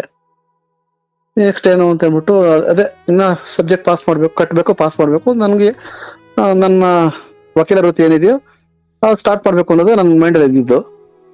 ಎಲ್ಲ ಉಲ್ಟಾ ಪಲ್ಟಾ ಆಗೋಯ್ತು ಗುರುಗಳೇ. ಹೆಂಗಾಯ್ತು ಅಂತಂದ್ರೆ, ನಾನು ಬಂದ ಅಮ್ಮ ಹತ್ರ ಕೇಳಿದೆ, ಅಮ್ಮ ಏನಮ್ಮ ಅಂತಂದ್ರೆ, ನಮ್ಮಮ್ಮ ಅವಾಗ ಬೈತಾ ಇದ್ರು. ಎಲ್ಲಾರು ಬೈತಾರೆ ನೀನ್ ಹೋಗಿ ಎಂತ ಕೋರ್ಸ್ ಮಾಡಿದ್ಯಾ, ಏನಕ್ಕೆ ಅದು ವೇಸ್ಟ್, ಅದು ಏನಕ್ಕೆ ಲಾಯಕ್ಕಿಲ್ಲ, ಹಂಗೆ ಸ್ವಲ್ಪ ನೆಗೆಟಿವಿಟಿ, ಚಿಕ್ಕದಾಗಲ್ಲ ತುಂಬಾ ದೊಡ್ಡದಾಗಿ ನೆಗೆಟಿವಿಟಿ ಸ್ಪ್ರೆಡ್ ಮಾಡ್ಬಿಟ್ರು ನನ್ಗೆ. ನಿನ್ಗೆ ಏನ್ ಗೊತ್ತು ಹಂಗಂತ ಸ್ವಲ್ಪ ಜೋರು, ಸ್ವಲ್ಪ ಅಮ್ಮ ತಾಯಿ ಸ್ವಲ್ಪ ಜೋರಾಗಿ ಇದ್ ಮಾಡ್ತಾ ಇದ್ರು ನನ್ಗೆ. ಹಂಗೆ ಅಂತ ಹೇಳ್ಬಿಟ್ಟು ಸ್ವಲ್ಪ ನಾನು ಅವಾಗಿಂದ ಅಂತಲ್ಲ, ಸ್ಟಾರ್ಟಿಂಗ್ ಇಂದ ನಾನು ಸ್ವಲ್ಪ ಅಷ್ಟೊಂದು ನಾನು ಜಾಸ್ತಿ ಜೋರಾಗಿ ಮಾತಾಡಕ್ ಇಷ್ಟಪಡೋದಿಲ್ಲ. ಆಯ್ತು, ಸ್ವಲ್ಪ ಸೌಮ್ಯವಾದಿನ ಅನ್ಕೊಳ್ಬೇಕಾದ್ರೆ ನಾನು ಜಾಸ್ತಿ ಆತರ ಇದ್ ಮಾಡ್ತಾರೆ ಅಂದ್ರೆ ಅಪೋಸ್ ಮಾಡ್ತಾ ಇರ್ಲಿಲ್ಲ. ಆ ಟೈಮಲ್ಲಿ ಏನಾಯ್ತು, ನಮ್ಮ ತಾಯಿ ಕೆಲ್ಸಕ್ಕೆ ಹೋಗ್ತಾ ಇರೋ ಟೈಮಲ್ಲಿ ಒಬ್ರು ಅಂದ್ರೆ ಅವರ ಮ್ಯಾನೇಜರು, ಅಂದ್ರೆ ಮ್ಯಾನೇಜರ್ ಅನ್ಕೊಳ್ಳಿ, ಅವರು ಬಂದ್ಬಿಟ್ಟು ಒಂದು ಇದ್ ಮಾಡಿದ್ರು, ಏನ್ ಮಾಡ್ತೀರಾ ನೀವು ನೆಕ್ಸ್ಟ್, ಅವರು ಇದು ನೆಗೆಟಿವಿಟಿ ಸ್ಪ್ರೆಡ್, ಇದೆಲ್ಲ ವೇಸ್ಟ್, ಯಾರು ಮಾಡ್ತಾರೆ, 500 ರೂಪಾಯಿ ಕೊಟ್ರೆ ಇವಾಗ ಎಲ್ಲ ಇದಾಗುತ್ತದೆ, ಇದೆಲ್ಲ ಹೋಗಿ ಯಾರು ಮಾಡ್ತಾರೆ ಪ್ರಾಕ್ಟೀಸ್, ಇದೆಲ್ಲ ಎಷ್ಟು ಜನ ಅಳಿತಾ ಇದಾರೆ ಇಲ್ಲಿ ಬಾ ಹಂಗೆ ಅಂದ್ಕೊಂಡು ಅವರೆಲ್ಲ ಈ ತರ ಸುತ್ತಮುತ್ತಲೆಲ್ಲ ಸೇರ್ಕೊಂಡು ನಮ್ಮ ತಾಯಿಗೂ ಸ್ವಲ್ಪ ನೆಗೆಟಿವಿಟಿ ತುಂಬಾ ಇದ್ ಮಾಡ್ಬಿಟ್ಟಿದ್ರು. ಆ ಟೈಮಲ್ಲಿ ಇವ್ರದ್ದು ನನಗೆ ಎಕ್ಸಾಕ್ಟ್ ಪಕ್ಕ ಗೊತ್ತಿರ್ಲಿಲ್ಲ. ನಮ್ಮ ತಾಯಿ ಇವರು ಎಲ್ಲ ಸೇರ್ಕೊಂಡು ಏನ್ ಮಾಡಿದ್ರು, ಒಂದು ಬಿಸ್ನೆಸ್ ಮಾಡ್ತೀಯಾ ಇಲ್ಲಾಂದ್ರೆ ಇದು ಏನ್ ಮಾಡ್ತೀಯಾ ನೋಡ್ಕಪ್ಪ, ಇದನ್ನ ಬಿಸ್ನೆಸ್ ಮಾಡೋ ಐಡಿಯಾ ಇದೆಯಾ ನಿನ್ಗೆ, ಇದ್ರೆ ನಿಮ್ಗೆ ಒಂದು ಹೋಟೆಲ್ ಹಾಕ್ತೀಯಾ, ಇಲ್ಲದ ಏನ್ ಮಾಡ್ತೀಯಾ, ಬಿಸ್ನೆಸ್ ಯಾವ್ದನ್ನ ಮಾಡಂಗಿದ್ರೆ ಹೇಳಂದ್ಬಿಟ್ಟು ಸ್ವಲ್ಪ ನನಗೆ ಈ ತರ ಫೈನಾನ್ಷಿಯಲಿ ಏನೋ ಸಪೋರ್ಟ್ ಮಾಡಕ್ಕೆ ಟ್ರೈ ಮಾಡಿದ್ರು. ನಾನು ಕ್ರಾಸ್ ಕ್ವಶನ್ ಅದೆಲ್ಲ ನಾನು ಏನು ಕೇಳಿಲ್ಲ. ಗುರುಗಳು ಕೇಳಿಸಿದ್ಯಾ? ಹೇಳಪ್ಪ. ಸೊ ನನಗೆ ಈ ತರ ಗೊಂದಲ ಆಗ್ಬಿಟ್ರು ಗುರುಗಳೇ ಆ ಟೈಮಲ್ಲಿ. ಒಂದು ಈ ಕಡೆ ನನಗೆ ಓದಿದ್ದು ವ್ಯರ್ಥ ಅಂದ್ಬಿಟ್ಟು ಅದೊಂದು, ಈ ಕಡೆ ಫೇಲ್ ಆಗಿದೆ ಒಂದು. ಅದ್ರಲ್ಲಿ ನಾನು ಫುಲ್ ಇಂಟ್ರೆಸ್ಟ್ ಕೊಟ್ಟು ಓದ್ತಿಲ್ಲ. ಮೊದಲು ಫುಲ್ ಚೆನ್ನಾಗಿ ಓದ್ತಿದ್ದೆ ಗುರುಗಳೇ. ಆ ಟೈಮಲ್ಲಿ ನಾನು ಸ್ವಲ್ಪ ನನ್ನ ಎಜುಕೇಶನ್ ಡಲ್ ಆಯ್ತು ಗುರುಗಳೇ, ನಾನು ಒಪ್ಕೊಂತೀನಿ. ನಾನು 2 ಮಾಡ್ತಾ ಇದ್ದೆ ಅಲ್ವಾ, ಪಾರ್ಟ್ ಟೈಮ್ ಕೆಲಸ ಪ್ಲಸ್ ನನ್ನ ಇದು ಓದ್ಕೊಳ್ಳೋದು. ನನಗೆ ಓದು ಆಲ್ಮೋಸ್ಟ್ ಡೌನ್ ಆಗೋಯ್ತು. ಸರಿ ಆಯ್ತು ಅಂದ್ಬಿಟ್ಟು ನನಗೆ ಆಯ್ಕೆ ಬಂದ್ಬಿಟ್ಟು ನಾನು ಆಯ್ತು ನಾನು ಹೋಟ್ಲ್ ಮಾಡ್ತೀನಿ ಅಂದ್ಬಿಟ್ಟು ನಾನು ಇದ್ ಮಾಡಿದೆ. ಈ ಗ್ಯಾಪಲ್ಲಿ ನನ್ಗೆ ಅರ್ಥ ಆಗಿದ್ದು, ನಮ್ಮ ತಾಯಿಗೆ ಪ್ಲಸ್ ನನಗೆ ಏನ್ ಹೇಳಿದೆ, ಅವ್ರದ್ದು ಸ್ವಲ್ಪ ಸಂಬಂಧ ಇದೆ ಅಂತ ಬೆಳಕಿಗೆ ಬಂತು ಗುರುಗಳೇ. ಯಾರಿಗೆ? ನನಗೆ ಇದು ಪ್ರಪೋಸ್ ಅಂದ್ರೆ ಇದು ಮಾಡಿದ್ರಲ್ಲ, ಪ್ರಪೋಸಲ್ ಕೊಟ್ರಲ್ಲ, ಈ ತರ ನಿಮ್ ಬಿಸ್ನೆಸ್ ಮಾಡಬೇಕಾದ್ರೆ ಯಾವ್ದಾದ್ರು ಅಂದ್ರೆ ಗಾರ್ಮೆಂಟ್ಸ್ ಮ್ಯಾನೇಜರ್, ಗಾರ್ಮೆಂಟ್ಸ್ ಅಲ್ಲ, ಒಂದು ಲ್ಯಾಂಡ್ಸ್ಕೇಪ್ ಕೆಲಸ ಮಾಡ್ತಾ ಇದ್ದು. ನಿಮ್ ತಾಯಿ ಕೆಲಸ ಅದ್ರಲ್ಲಿ ಕೆಲಸ? ಹೌದು ಗುರುಗಳೇ. ಅವ್ರ ಸಂಬಂಧ ಇರೋದು ಗೊತ್ತಾಯ್ತು. ನಿಮ್ಗೆ ಹೆಂಗ್ ಗೊತ್ತಾಯ್ತು? ಹೆಂಗೆ ಅಂದ್ರೆ, ನಾನು ಒಂದ್ಸರಿ ಹಂಗೆ ಮಲಗಿದ್ರೆ ಅವರು ಮಾತಾಡ್ತಾ ಇದಾರೆ, ಮಗನ್ ಗೊತ್ತಿಲ್ಲ, ಮಗಳಿಗೆ ಗೊತ್ತು, ನೀನು ಹಿಂಗ್ ಮಾತಾಡ್ತಿದ್ಯಾ, ಹಂಗ್ ಮಾತಾಡ್ಬೇಡ, ಹಂಗೆ ಅಂತ ಯೋಗ ಬೇಡ, ಮಾತಾಡ್ಬೇಡ ಹಂಗೆ ಅಂತ ಹೇಳಿ ಸ್ವಲ್ಪ ಸೀಕ್ರೆಟ್ ಆಗಿ ಮಾತಾಡ್ತಾ ಇದ್ರು. ನಾನು ಕೇಳಿಸ್ಕೊಂಡೆ. ಬಟ್ ಪ್ರಾಕ್ಟಿಕಲ್ ಆಗಿ ಆದ್ರೂ ಗುರುಗಳು ನಾನು ಕೂಡ ಪರೋಕ್ಷವಾಗಿ ನಾನು ಸಪೋರ್ಟೇ ಮಾಡ್ದಂಗೆ ಆಯ್ತು ಗುರುಗಳೇ. ನಾನು ಏನು ಮಾತಾಡಕ್ ಹೋಗಿಲ್ಲ. ನಮ್ಮಮ್ಮ ಪರಿಸ್ಥಿತಿ ಕೂಡ ಹಿಂಗೈತಲ್ಲ, ಅವ್ರಿಗೂ ಒಂದು ಹೆಂಗ್ ಹೇಳೋದು, ಏಜ್ ಒಂದು ಬಿಡು ಏನೋ ಮಾಡ್ಕೊಳ್ಳಿ ಅವ್ರ ಪಾಡು ಅಂತ ಹೇಳ್ಬಿಟ್ಟು ನನ್ನ ಗುರುಗಳೇ ಸ್ವಲ್ಪ ಅಂದ್ರೆ ಸ್ವಲ್ಪ ಕಾಂಪ್ರಮೈಸ್ ಆದಂಗೆ, ನಾನು ಕಾಂಪ್ರಮೈಸ್ ಆಗ್ಬಿಟ್ಟೆ, ನಾನು ಅವ್ರಿಗೆ ಸಪೋರ್ಟೇ ಮಾಡ್ದಂಗೆ ಆಗ್ಬಿಟ್ಟೆ ನಾನು. ಇದು ಕಂಟಿನ್ಯೂ ಆಯ್ತು ಗುರುಗಳೇ, 4 ವರ್ಷ ಆಯ್ತು. ಸೊ ಅದು ಹಂಗೆ ಅಂದ್ರೆ ನಂದು ಅದು ಬಿಸ್ನೆಸ್ ಹೋಟೆಲ್ ಫೀಲ್ಡ್ ಅನ್ನೋದು ಅದು ಲಾಸ್ ಆಯ್ತು ಗುರುಗಳೇ. ಅದು ನಾನು ಅದನ್ನೇ ಸ್ಟಾರ್ಟಿಂಗ್ ಅಲ್ಲೇ ಬಿಟ್ಬಿಟ್ಟೆ, ಅದನ್ನ ಆಗಲ್ಲ ಅಂದ್ಬಿಟ್ಟು. ಸೊ ನಾನು ಅದನ್ನ ಬಿಟ್ಟ ತಕ್ಷಣ ಮತ್ತೆ ನನ್ನ ಎಜುಕೇಶನ್ ಬಗ್ಗೆ ನಾನು ತಲೆನೇ ಕೆಡ್ಸ್ಕೊಂಡಿಲ್ಲ, ಸ್ವಲ್ಪ ನೆಗ್ಲೆಕ್ಟ್ ಮಾಡ್ಬಿಟ್ಟೆ ನಾನು. ತಲೆ ಕೆಡಿಸ್ಕೊಳ್ಳೋಕ್ಕಿಂತ ನೆಗ್ಲೆಕ್ಟ್ ಮಾಡ್ಬಿಟ್ಟೆ ನಾನು ಅದನ್ನ ಅದ್ರ ಕಡೆ. ನಾನು ಈ ಕಡೆ ಫೀಲ್ಡ್ ವರ್ಕ್ ಮಾಡಕ್ ಇಳಿದ್ಬಿಟ್ಟೆ, ಫೈನಾನ್ಸ್ ಕಲೆಕ್ಷನ್ ಅಂದ್ಬಿಟ್ಟು ಅದ್ರ ಕಡೆ ಮಾಡ್ಕೊಂಡು ನಾನು ಟೈಮ್ ಕಳೆದ್ಬಿಟ್ಟೆ.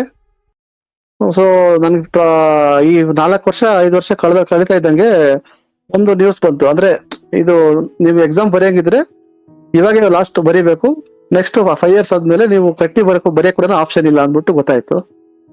ಅಯ್ಯೋ ಎಂತ ಕೆಲಸ ಆಯ್ತು ಅಂದ್ಬಿಟ್ಟು ಅಷ್ಟೊತ್ತಿಗೆ ಸ್ವಲ್ಪ ನನ್ಗೆ ಅರಿವಾಗಿತ್ತು ಅಷ್ಟೊತ್ತಿಗೆ ಪಾಸ್ ಮಾಡ್ಬೇಕು ಹಂಗೆ ಅಂತ ಅಂದ್ಬಿಟ್ಟು ಟೈಮ್ ಇರ್ಲಿಲ್ಲ. ಒಂದ್ ಸಬ್ಜೆಕ್ಟ್ ಬರೆದು ನಾನು ಪಾಸ್ ಮಾಡಕ್ ಟ್ರೈ ಮಾಡಿದೆ, ಬಟ್ ಅದು ಫೈಲ್ ಆಯ್ತು. ಹಣೆ ಬರ ನೋಡಿ ಹೆಂಗಿದೆ ಅಂದ್ಬಿಟ್ಟು ಆಮೇಲೆ ಆಪ್ಷನ್ ಸಿಗ್ದಿರ ಆಗೋಯ್ತು. ನಾನು ಅದನ್ನ ಕೈ ಬಿಟ್ಟಂಗೆ ಆಯ್ತು. ಇನ್ನೊಂದ್ಸರಿ ನನ್ಗೆ ಆಪ್ಷನ್ ಸಿಕ್ತು ಕೊರೋನಾ ಟೈಮಲ್ಲಿ. ಕೋರ್ಟ್ ಕಡೆಯಿಂದ ನೀವು ಕೇಸ್ ಹಾಕಿ ನೀವು ಎಕ್ಸಾಮ್ ಬರೀಬಹುದು ಅಂತ ಹೇಳ್ಬಿಟ್ಟು ಚಾನ್ಸ್ ಸಿಕ್ತು. ಅದನ್ನು ಟ್ರೈ ಮಾಡಿದೆ ಗುರುಗಳೇ. ಎಕ್ಸಾಮ್ ಕೋರ್ಟ್ ಕಡೆಯಿಂದ ಪರ್ಮಿಷನ್ ತಗೊಂಡು ಎಕ್ಸಾಮ್ ಬರದೆ.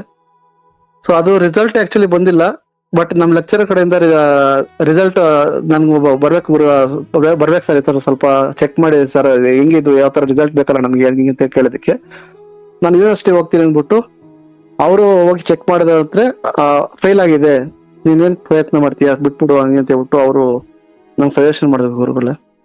ಅದ್ರ ಕಡೆ ಇನ್ನ ಅದೇ LLB ಕಂಪ್ಲೀಟ್ ಅನ್ನೋದು ನನ್ಗೆ ಕನಸೇ ಆಗೋಯ್ತು. ಒಂದ್ ಸಬ್ಜೆಕ್ಟ್ ಇಂದ ಅದನ್ನೇ ಹಂಗೆ ಸೈಡಲ್ಲೇ ಇಟ್ಟಿದ್ದೀನಿ.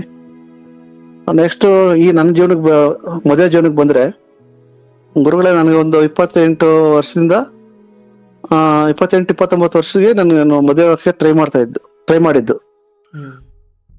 ಟ್ರೈ ಮಾಡೋ ಇದರಲ್ಲಿ ಗುರುಗಳೇ ಸ್ವಲ್ಪ ನಿಧಾನಗತೀನಿ. ಅಂದ್ರೆ ನಮ್ಮ ತಾಯಿ ಇನ್ನೊಂದ್ 2 ವರ್ಷ ಅಂದ್ಕೊಂಡು ಗಮನ ಕೊಟ್ಟಿರ್ಲಿಲ್ಲ. ನನ್ಗೆ ಇತ್ತು, ಅಂದ್ರೆ ಮದುವೆ ಮಾಡ್ಕೊಂಡು ಅನ್ನೋ ಆಸಕ್ತಿ ಆ ಟೈಮಲ್ಲಿ ನನಗೆ ಬಂದಿತ್ತು. ಅಂದ್ರೆ ನಮ್ಮ ತಾಯಿನ ಸ್ವಲ್ಪ ನೆಗ್ಲೆಕ್ಟ್ ಮಾಡ್ತಾ ಇದ್ರು. 2 ವರ್ಷ ಅನ್ಕೊಂಡು ಏನಾದ್ರು ಪರವಾಗಿಲ್ಲ ಅರ್ಜೆಂಟ್ ಇಲ್ಲ ಅನ್ಕೊಂಡು ಆತರ ಸ್ವಲ್ಪ ನೆಗ್ಲೆಕ್ಟ್ ಮಾಡ್ಕೊಂಡು ಸ್ವಲ್ಪ ನಿಧಾನಗತಿಯಲ್ಲೇ ಇದ್ ಮಾಡ್ತಾ ಇದ್ರು. 28-29 ಏಜ್ ಬರ್ತಾ ಇದ್ದಂಗೆ ಆ ಟೈಮಲ್ಲಿ ನಾನು ಟ್ರೈ ಮಾಡ್ತಾ ಇದ್ದೆ. ಫ್ರೆಂಡ್ ಯಾರಾದ್ರೂ ಹೇಳಿದ್ರು ಹೋಗೋದು. ಇನ್ನ ಬೇರೆ ಯಾರೋ ಗೊತ್ತಿಲ್ಲ ಗುರುಗಳೇ, ಅಂದ್ರೆ ಸಂಬಂಧಿಕರ ಜೊತೆ ನಾನು ಬೆಳೆದಿಲ್ಲ, ಎಲ್ಲ ಔಟ್ ಸೈಡ್ ಬೆಳೆದಿರೋದ್ರಿಂದ. ಸೊ ನಂದೇ ಸ್ವಂತವಾಗಿ ನಾನೇ ಎಲ್ಲ ಕೇಳ್ಬೇಕು ಫ್ರೆಂಡ್ ಕಡೆಯಿಂದ, ಇಲ್ಲಾಂದ್ರೆ ಯಾವ್ಯಾವ ಬ್ರೋಕರ್ ಸಿಕ್ಕಿದ್ರೆ ಅವ್ರಿಗೆ ದುಡ್ಡು ಕೊಟ್ಟು ಹೋಗೋದು. ಈ ತರ ದುಡ್ಡು ಖರ್ಚಾಗ್ತಿತ್ತೆ ಹೊರತು ಯಾವ ಸಂಬಂಧ ಸೆಟ್ ಆಗ್ತಿರಲಿಲ್ಲ ಗುರುಗಳೇ. ಸೆಟ್ ಆಗ್ತಿಲ್ಲ ಅನ್ನೋಕ್ಕಿಂತ ಹಿಂಗೆ ಹೇಳೋದು, ಈಗ ಗೊತ್ತಿದ್ದಂಗೆ ನಿಮ್ಗೆ ಸ್ವಲ್ಪ ಎಕ್ಸ್ಪೆಕ್ಟೇಷನ್ಸ್ ಅನ್ನೋದು ತುಂಬಾ ಆಗ್ಬಿಟ್ಟಿದೆ ಗುರುಗಳೇ. ಬೇಡಿಕೆ ಡಿಮ್ಯಾಂಡ್ ಅನ್ನೋದು ಸ್ವಲ್ಪ ಹುಡುಗಿರದು ಜಾಸ್ತಿ ಆಗಿರೋದ್ರಿಂದ ಬೇಡಿಕೆಗಳು ಅವ್ರ ಕಡೆಯಿಂದ ತುಂಬಾ ಗುರುಗಳೇ. ಒಂದು ಮನೆ ಇದ್ರೆ ಸರಿ, ಮನೆ ಇಲ್ಲ ಅಂತಾರೆ. ಬೆಂಗಳೂರದೇ ಸೈಟ್ ಏನೇನು ಮನೆ ಇದೀರಪ್ಪ ಬೆಂಗಳೂರಲ್ಲಿ? ಇಲ್ಲ, ಒಂದ್ ಜಾಬ್ ಇದೆಯೇನಪ್ಪ? ಇಲ್ಲ, ಊರಲ್ಲಿ ಏನು ಎಷ್ಟು ಎಕರೆ ಇದೆಯಪ್ಪ? ಅಲ್ಲೇನು ಮನೆ ಇದೆಯಪ್ಪ? ಈ ತರ ಸ್ವಲ್ಪ ಕೇಳಕ್ಕೆ ಸ್ವಲ್ಪ ಜಾಸ್ತಿ ಇದಾಗ್ಬಿಟ್ರು ಎಕ್ಸ್ಪೆಕ್ಟೇಷನ್ಸ್. ಅದು ಸೆಟ್ ಆಗ್ತಿರಲ್ಲ ಗುರುಗಳೇ. ಮನಸ್ಸು ಹೆಂಗಾಗೋಯ್ತಂದ್ರೆ ಬೇಜಾರಾಗ್ತಾ ಇತ್ತು. ನಮ್ ತಾಯಿ ಕೂಡ ತುಂಬಾ ಸೂಕ್ಷ್ಮವಾಗಿ ಆತರ ಇಳಿದ್ಬಿಟ್ಟು ಊರ್ ಕಡೆ ಹೋಗ್ಬಿಟ್ಟು ಜಾಸ್ತಿ ಪ್ರಯತ್ನ ಮಾಡ್ತಿರ್ಲಿಲ್ಲ. ಬಟ್ ಓಕೆ, ಯಾವಾಗೋ ಒಂದ್ಸರಿ ಹೋಗಿ ಹೇಳ್ತಾ ಇದ್ರು, ಈ ತರ ಕೇಳ್ತಾ ಇದ್ದಕ್ಕೆ ಟ್ರೈ ಮಾಡಿದಿಲ್ಲ, ಈ ತರ ಸುಳ್ಳಾಗುತ್ತೆ. ಟ್ರೈ ಮಾಡಿದ್ರು. ಆಮೇಲೆ ಸರಿ ಆಯ್ತು ಅಂದ್ಬಿಟ್ಟು 31 ವರ್ಷ ಆಗ್ತಾ ಮಿಡಲ್ ನಲ್ಲಿ ಇತ್ತು. ಆ ಟೈಮಲ್ಲಿ ನನಗೆ ಗೊತ್ತಿರೋರ್ಗೆ ಈ ತರ ಹೇಳಿದ್ದೆ, ಈ ತರ ಯಾವ್ದಾರ ಹುಡುಗಿ ನೋಡಿ ಅಂದ್ಬಿಟ್ಟು ಹೇಳಿಕ್ಕಿದ್ದೆ ಒಂದು ಫ್ರೆಂಡ್ ಮುಖಾಂತರ. ಅವ್ರು ಇಂಟರ್ ಕ್ಯಾಶ್ ಆದ್ರೆ ಪರವಾಗಿಲ್ಲ ಅಂತ ಕೇಳಿದ್ರು. ನನ್ಗೇನ್ ಅಭ್ಯಂತರ ಇಲ್ಲ, ನನ್ಗೆ ಯಾರಾದ್ರೂ ಏನು ಅಂದ್ರೆ ಕ್ಯಾಸ್ಟ್ ಬಗ್ಗೆ ನನ್ಗೆ ಆ ಫೀಲಿಂಗ್ ಇಲ್ಲ. ಹುಡುಗಿ ಒಳ್ಳೇದಾದ್ರೆ ಯಾರಾದ್ರೂ ಏನು ಪರವಾಗಿಲ್ಲ ಅಂತ ಹೇಳ್ಬಿಟ್ಟು ನಾನು ಅವ್ರಿಗೆ ಹೇಳಿಟ್ಟಿದ್ದೆ. ಅವ್ರು ಹೇಳ್ದಂಗೆ ಅವರು ಒಂದು ಸಂಬಂಧ ನೋಡಿದ್ರು. ನಾನು ಆ ಟೈಮಲ್ಲಿ ಸರಿ ಆಯ್ತು ಅಂದ್ಬಿಟ್ಟು ನೋಡ್ಕೊಂಡ್ ಬರಕ್ ಹೋಗಿದ್ದೆ. ನಮ್ ಚಿಕ್ಕಮ್ಮ ಆಗ್ತಾನೆ, ಚಿಕ್ಕಮ್ಮ ಅಂದ್ರೆ ನಮ್ಮಮ್ಮಂಗೆ ತಂಗಿ ಆಗ್ಬೇಕು. ಅವರು ಸ್ವಲ್ಪ ಚಿಕ್ಕ ವಯಸ್ಸಲ್ಲಿ ನಾನು ಅವ್ರ ಒಡನಾಟ ಇತ್ತು.